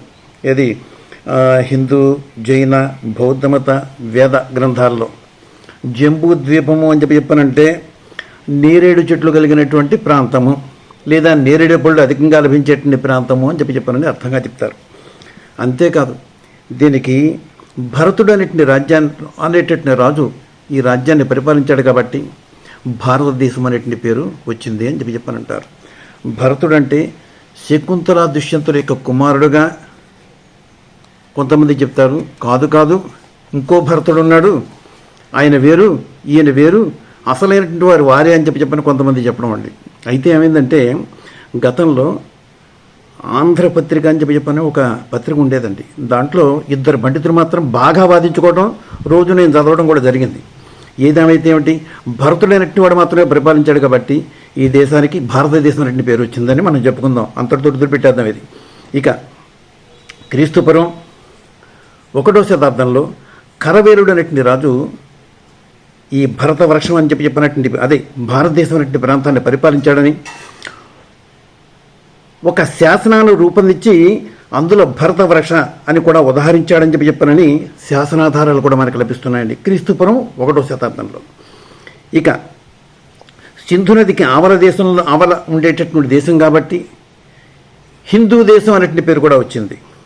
అంతేకాదు బ్రిటిష్ వాళ్ళు మన పరిపాలించారు. వాళ్ళు మాత్రం అనేవారంటే ఇవన్నీ పలకో ఏమిటో తెలియదు, కానీ ఇండియా అని మాత్రం వాళ్ళు చెబుతూ ఉండేవారు.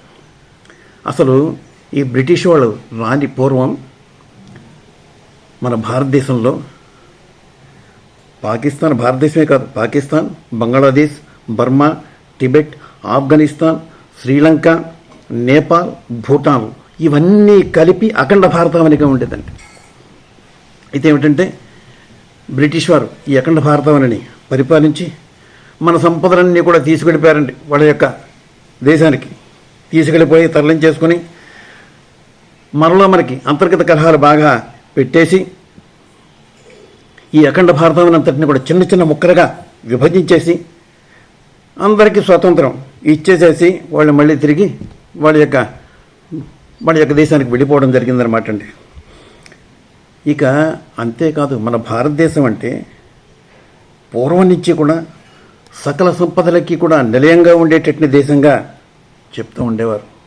ఎలా అంటే మా పెద్దలు చెప్తూ ఉండేవారండి, మనకు రోడ్డు మీద వంకాయలు, బీరకాయలు కుప్పలు కుప్పలుగా పోసి అమ్ముతూ ఉంటారు. అదేవిధంగా ఒకప్పుడట వజ్రాలు, వైఢూర్యాలు, మణులు ఇవన్నీ కూడా పోగులు పోగులుగా పోసి అదే సోల, తవ్వ, సేరు, అడ్డ, కొంచెం ఇలా అమ్ముతూ ఉండేవారటండి. అంతటి సంపన్న దేశం అటండి.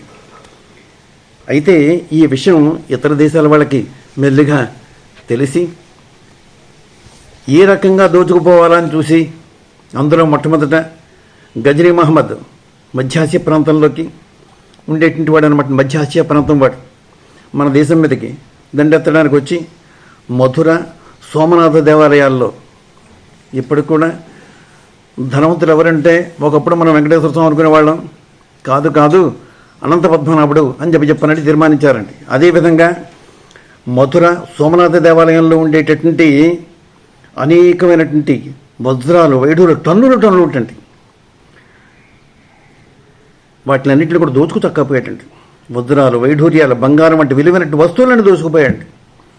ఇది మనకి చరిత్ర చెబుతూనే ఉంది ఈ విషయాన్ని.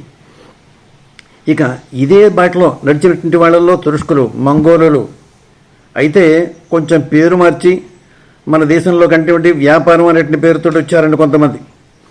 అందులో పోర్చుగీసు, డచ్, ఫ్రెంచ్, ఆంగ్లేయులు మొదలైనటువంటి వాళ్ళంతా కూడా వ్యాపారం అనేటటువంటి వచ్చి మెల్లిగా రాజ్యాలన్నింటినీ కూడా ఆక్రమించుకున్నారు. అయితే ఆంగ్లేయులు ఏం చేశారంటే తెలివితేటలుగా మిగిలిన దేశాల వ్యాపారం కోసం వచ్చినట్టు మిగిలిన దేశాలన్నింటి వాళ్ళందరినీ కూడా,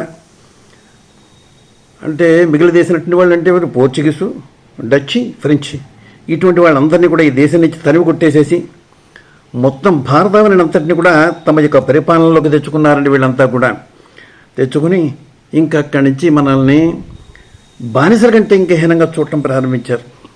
ఆ బాధలన్నీ పడుతున్నటువంటి విద్యార్థులు అనుకునేవారు, అయ్యో మనకు స్వతంత్రం లేదు, అంచేతే మన బతుకు ఎలా అయిపోయిందని చెప్పి నేను అనుకుంటూ ఉండేవారండి. 1882 సంవత్సరంలో బంకించంద్ర చటర్జీ ఆనంద మఠం అనేటువంటి ఒక నవల్ని రాసి అందులో వందే మాతరం యొక్క గీతాన్ని మనకి అందించారండి. అది చదివినటువంటి అనేక మంది విద్యావేత్తల్లో వాళ్ళల్లో స్వతంత్ర భావాలు ఉద్భవించాయి.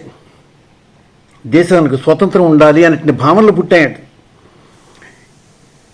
ఇక బ్రిటిష్ వారిని మన దేశం నుంచి వదిలిపోమ్మనాలి, ఏమైనా కానీ సరే అని చెప్పనని వాళ్లే విద్యార్థులు ఏం చేస్తూ ఉండేవారు, చిన్న చిన్న ఉద్యమాలు ప్రారంభించారండి. మెల్లిమెల్లిగా చిన్న చిన్న ఉద్యమాలు.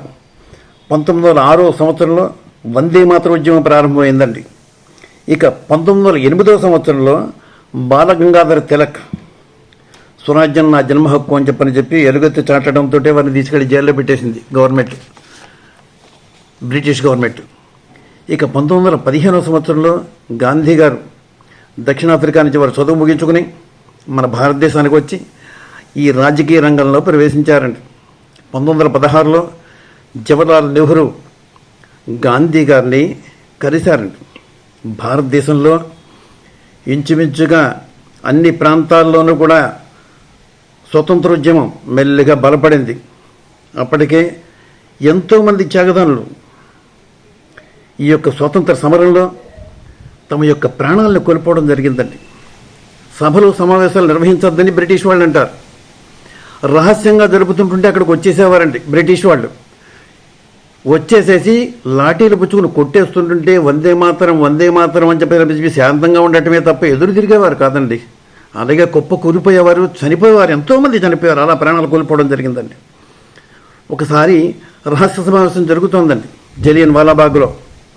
జరుగుతుంటుంటే అక్కడికి తెలిసి జనరల్ డయర్ అనేటువంటి వాడు వచ్చి ఎంతోమందిని ఏమన్నాడో తెలుసండి, నా తుపాకీలో గుళ్ళు ఉన్నంత వరకు మాత్రమే కాల్చాను, నా దగ్గర గుళ్ళు ఉన్నంత వరకు మాత్రమే కాల్చాను అని చెప్పని అన్నాడు. కానీ వేలాది మంది మరణించడం అనేటువంటిది జరిగింది. ఇక ఉద్యమంలో కూడా రెండు భావాలు వచ్చేసాయండి. అయ్యో శాంతి అంటూ మనం కనుక ఉన్నట్లయితే అందరూ చనిపోతున్నారు మన వాళ్ళంతా కూడా. అందుచేత అహింసావాదాన్ని కాదు హింసావాదాన్ని మనం మొదలు పెడదామని చెప్పని ఉద్యమంలో కొంతమంది ఎదురు తిరగడం మొదలుపెట్టారండి. కాదు అహింసావాదంగానే జరగాలని చెప్పనని గాంధీ గారు పట్టుబట్టారు. దాంతో ఉద్యమం రెండుగా చీలిపోయిందండి. ఉద్యమం రెండుగా చీలినా కానీ వాడి యొక్క ప్రయత్నాలు ఏం మారలేదండి. శాంతి అనేటటువంటి పదంతో అదే గాంధీ నెహ్రూలు ముందుకు పెడుతుంటుంటే ఇక నేతాజీ సుభాష్ చంద్రబోస్, అల్లూరి సీతారామరాజు, భగత్ సింగ్ ఇటువంటి వాళ్ళందరూ కూడా హింసావాదాన్ని అనుసరిస్తూ బ్రిటిష్ వాళ్ళని గడగడలాడించారండి ఒక్క మాటలోను. వాళ్ళు మామూలుగా లేరు. అయితే విప్లవ వీరుడు భగత్ సింగ్ పట్టుబడ్డాడు. ఉరి తీసేశారండి బ్రిటిష్ వాళ్ళు. అల్లూరి సీతారామరాజు దొరికేటువంటి వాడే కాదు, అయితే తన గురించి ప్రజలందరినీ ఇబ్బంది పెట్టేస్తున్నారు, ఈ బ్రిటిష్ వాళ్ళంతా కూడా నానా ఇబ్బంది పెట్టేస్తున్నారని చెప్పి దొరికాడు. దొరికిన తర్వాత వాళ్ళు చాలా దారుణంగా చంపేశారండి. అలాగే చంద్రశేఖర్ ఆజాద్ అని చెప్పారని ఆయన ఒక మహా వీరుడు అంటే మనకు తెలిసినటువంటి వాళ్ళ గురించి చెప్తున్నాను. ఇటువంటి వాళ్ళు ఇంకా ఎంతోమంది ఉన్నారు. కొన్ని పేర్లు మనకు తెలియవు. వాళ్ళు అర్పించినటువంటి త్యాగాలు ఇన్ని అంతా కాదు దేశం కోసం అని చెప్పానని.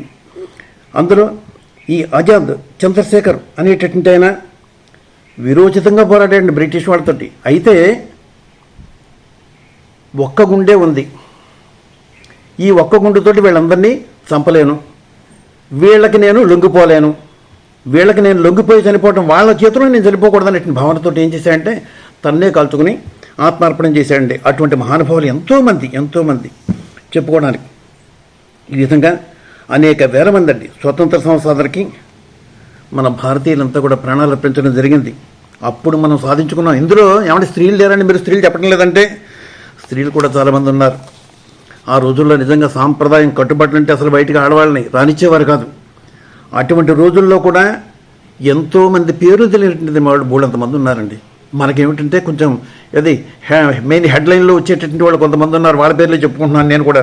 ఝాన్సీ లక్ష్మీబాయి, దుర్గాబాయి దేశ్ముఖ్, సరోజినీ నాయుడు, కృపాల్ని ఇటువంటి వాళ్ళంతా కూడా చాలా చక్కగా స్వతంత్ర ఉద్యమంలో పాల్గొన్నారండి. ఈ పోరాటంలో ప్రాణాలు అర్పించినటువంటి స్త్రీలు కూడా అత్యధికంగానే ఉన్నారు, తక్కువేం కాదు, మగవాళ్ళతో సమానంగానే ఉన్నారు వాళ్ళంతా కూడా. భారతీయులు అందరిలో కూడా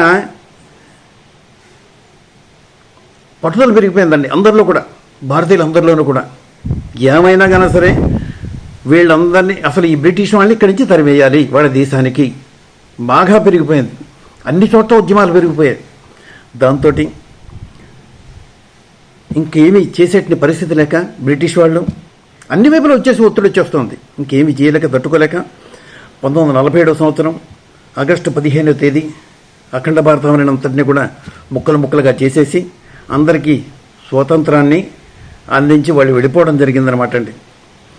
అయితే ఈ స్వతంత్రం మనకి హింస వల్ల లభించిందా లేక అహింస వల్ల లభించిందా అంటే మనం చెప్పలేం. కానీ ఈ రెండు ఉద్యమాల వల్ల మనకు స్వతంత్రం లభించిందని చెప్పాలి. అంతేకాకుండా ప్రధానంగా లెక్కలేనంతమంది ప్రాణనష్టం జరిగిందని ముఖ్యంగాను ఎంతోమంది చచ్చిపోయారు. అటు శాంతం వల్ల చనిపోయారు, ఉద్యమం అంటే ఇటు ఏమిటి హింసావాదం వల్ల కూడా చనిపోయారండి. హింస రెండింటి వల్ల చనిపోయారన్నమాట. అనేక మంది చనిపోవడం జరిగిందనమాట. అయితే ఈ స్వతంత్రం ఎవరు అనుభవిస్తున్నామంటే మనం అనుభవిస్తున్నాం, అంతే కదా మరి. ఆ రోజు కనుక వాళ్ళు కనుక సాధించకపోయినట్లయితే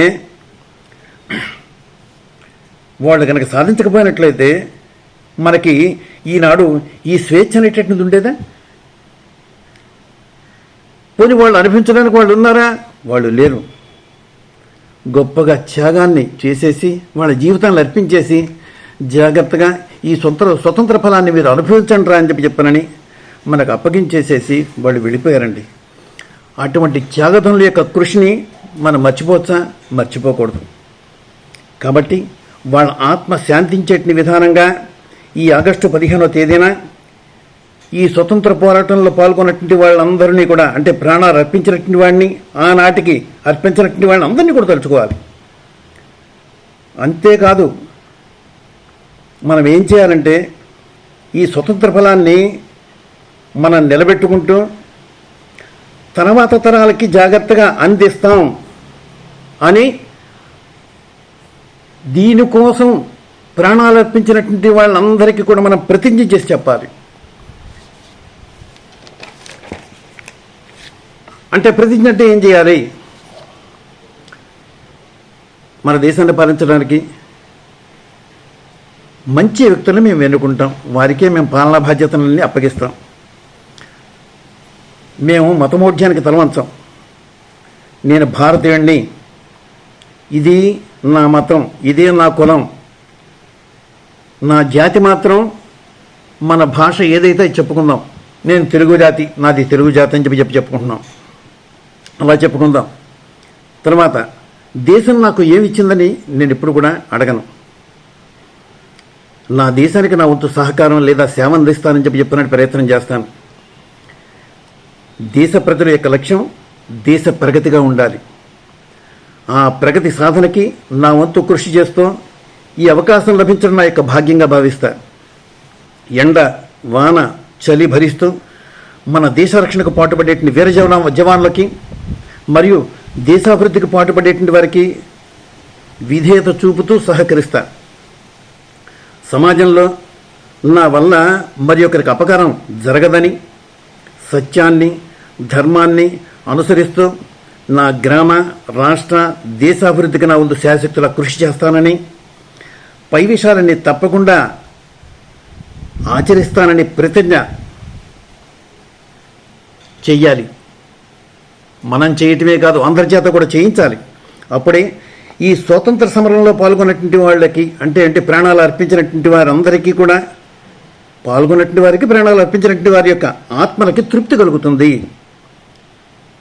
ఇటువంటి భావం కనుక లేకపోయినట్లయితే ఈ పండగకి అర్థమే లేదని చెప్పిన పెద్దలంతా అనుకుంటూ ఉంటారు.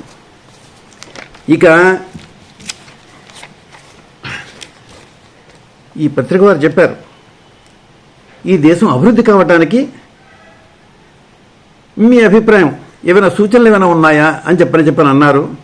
నా అభిప్రాయం ప్రకారంగా మన దేశాభివృద్ధికి ప్రతి వ్యక్తి లేదా సంస్థ లేదా వ్యాపారం యొక్క రాబడి వ్యయాలతో కూడినటువంటి ఆర్థిక లావాదేవీలన్నీ కూడా పూర్తిగా బ్యాంకుల ద్వారానే జరగడానికి ప్రోత్సహించాలండి. ఎంత టైం పట్టినా కానీ ఇది పూర్తిగా కరెన్సీ కొంత ఎలాగా అనేటట్టుగా కాదు, పూర్తిగా బ్యాంకులోంచే ₹1 దగ్గర నుంచి ఎన్ని వేలైనా సరే బ్యాంకు ద్వారానే జరగాలి. తర్వాత బ్యాంకుల ద్వారా జరిగేటువంటి లావాదేవీలని అధికారులు ఎప్పటికప్పుడు తనిఖీలు నిర్వహిస్తూ ఉండాలి. అలా నిర్వహిస్తేనే ఆదాయం సక్రమమా అక్రమమా అనేటువంటి గుర్తించేట అవకాశం ఉంటుంది. అంతేకాదు, ఎప్పుడైతే ఇది జరిగిందో, అంటే రాబడి వ్యయం అనేటటువంటిదంతా కూడా పూర్తిగా బ్యాంకుల ద్వారా జరుగుతోందంటే ప్రభుత్వం యొక్క ఆదాయం ట్యాక్సుల ద్వారా చక్కగా పెరిగే అవకాశం ఉంటుంది. అంతేకాదు, నేరాలు జరగకుండా పల్లె పట్టణ నగరాల్లో పటిష్టమైనటువంటి నిఘా, అంటే శక్తివంతమైన సీసీ కెమెరాలు కనుక వ్యవస్థ కనుక ఏర్పాటు చేసినట్లయితే ఎక్కడ నేరాలు జరిగే అవకాశం ఉండదు. కులమతాల ప్రమేయం లేకుండా మన దేశంలో మేము భారతీయులం అని చెప్పుకునేట్టు రోజు రావాలి. ఆ రోజు కోసం మనం ఎదురు చూడాలి. కేంద్ర రాష్ట్ర ప్రభుత్వాలు కులమత ప్రసక్తి లేకుండా దేశంలో 2 వర్గాలు ఉన్నాయని చెప్పని అనుకోవాలి. అదేమిటంటే, ఒకటి ధనిక వర్గం, రెండోది పేదవర్గం. ఈ రెండింటిని కూడా ఉభయ ప్రభుత్వాలు కూడా గుర్తించి పేదవాడి యొక్క అభివృద్ధికి అన్ని విధాలా కూడా సహకరించాలి. కేంద్ర రాష్ట్ర ప్రభుత్వాలు ఇప్పుడు ఈ కోవిడ్ అనేటటువంటి వ్యాధి వల్ల లాక్డౌన్ విధించడం వల్ల ఆర్థిక పరిస్థితి కొంతవరకు కూడా దిగజారడం జరిగింది. అంతేకాదు మరో పక్క పాకిస్తాన్, చైనా సరిహద్దుల్లో కవ్వింపు చర్యలు, యుద్ధ సన్నాహాలు దేశానికి ఒక సవాలుగా మారాయి. ఈ సమయంలో ప్రతి ఒక్కరూ కూడా దేశాభివృద్ధికి మన యొక్క సహకారాన్ని అందించడం మన యొక్క ధర్మంగా భావించాలి. ఒక్క విషయం అండి, భారతదేశం అంటే గూండాలు, దగాకోర్లు, స్వార్థపరులు మరియు సోమరులు నివసించే దేశం కాదు. ప్రతి వ్యక్తి తాను శ్రమిస్తూ దేశాభివృద్ధికి పాటుపడేటువంటి వారే అని ప్రపంచ దేశాలన్నీ గుర్తించి కీర్తించాలి. ఆ రోజు కోసం అని చెప్పని ఆశగా నిరీక్షిస్తూ జై హింద్.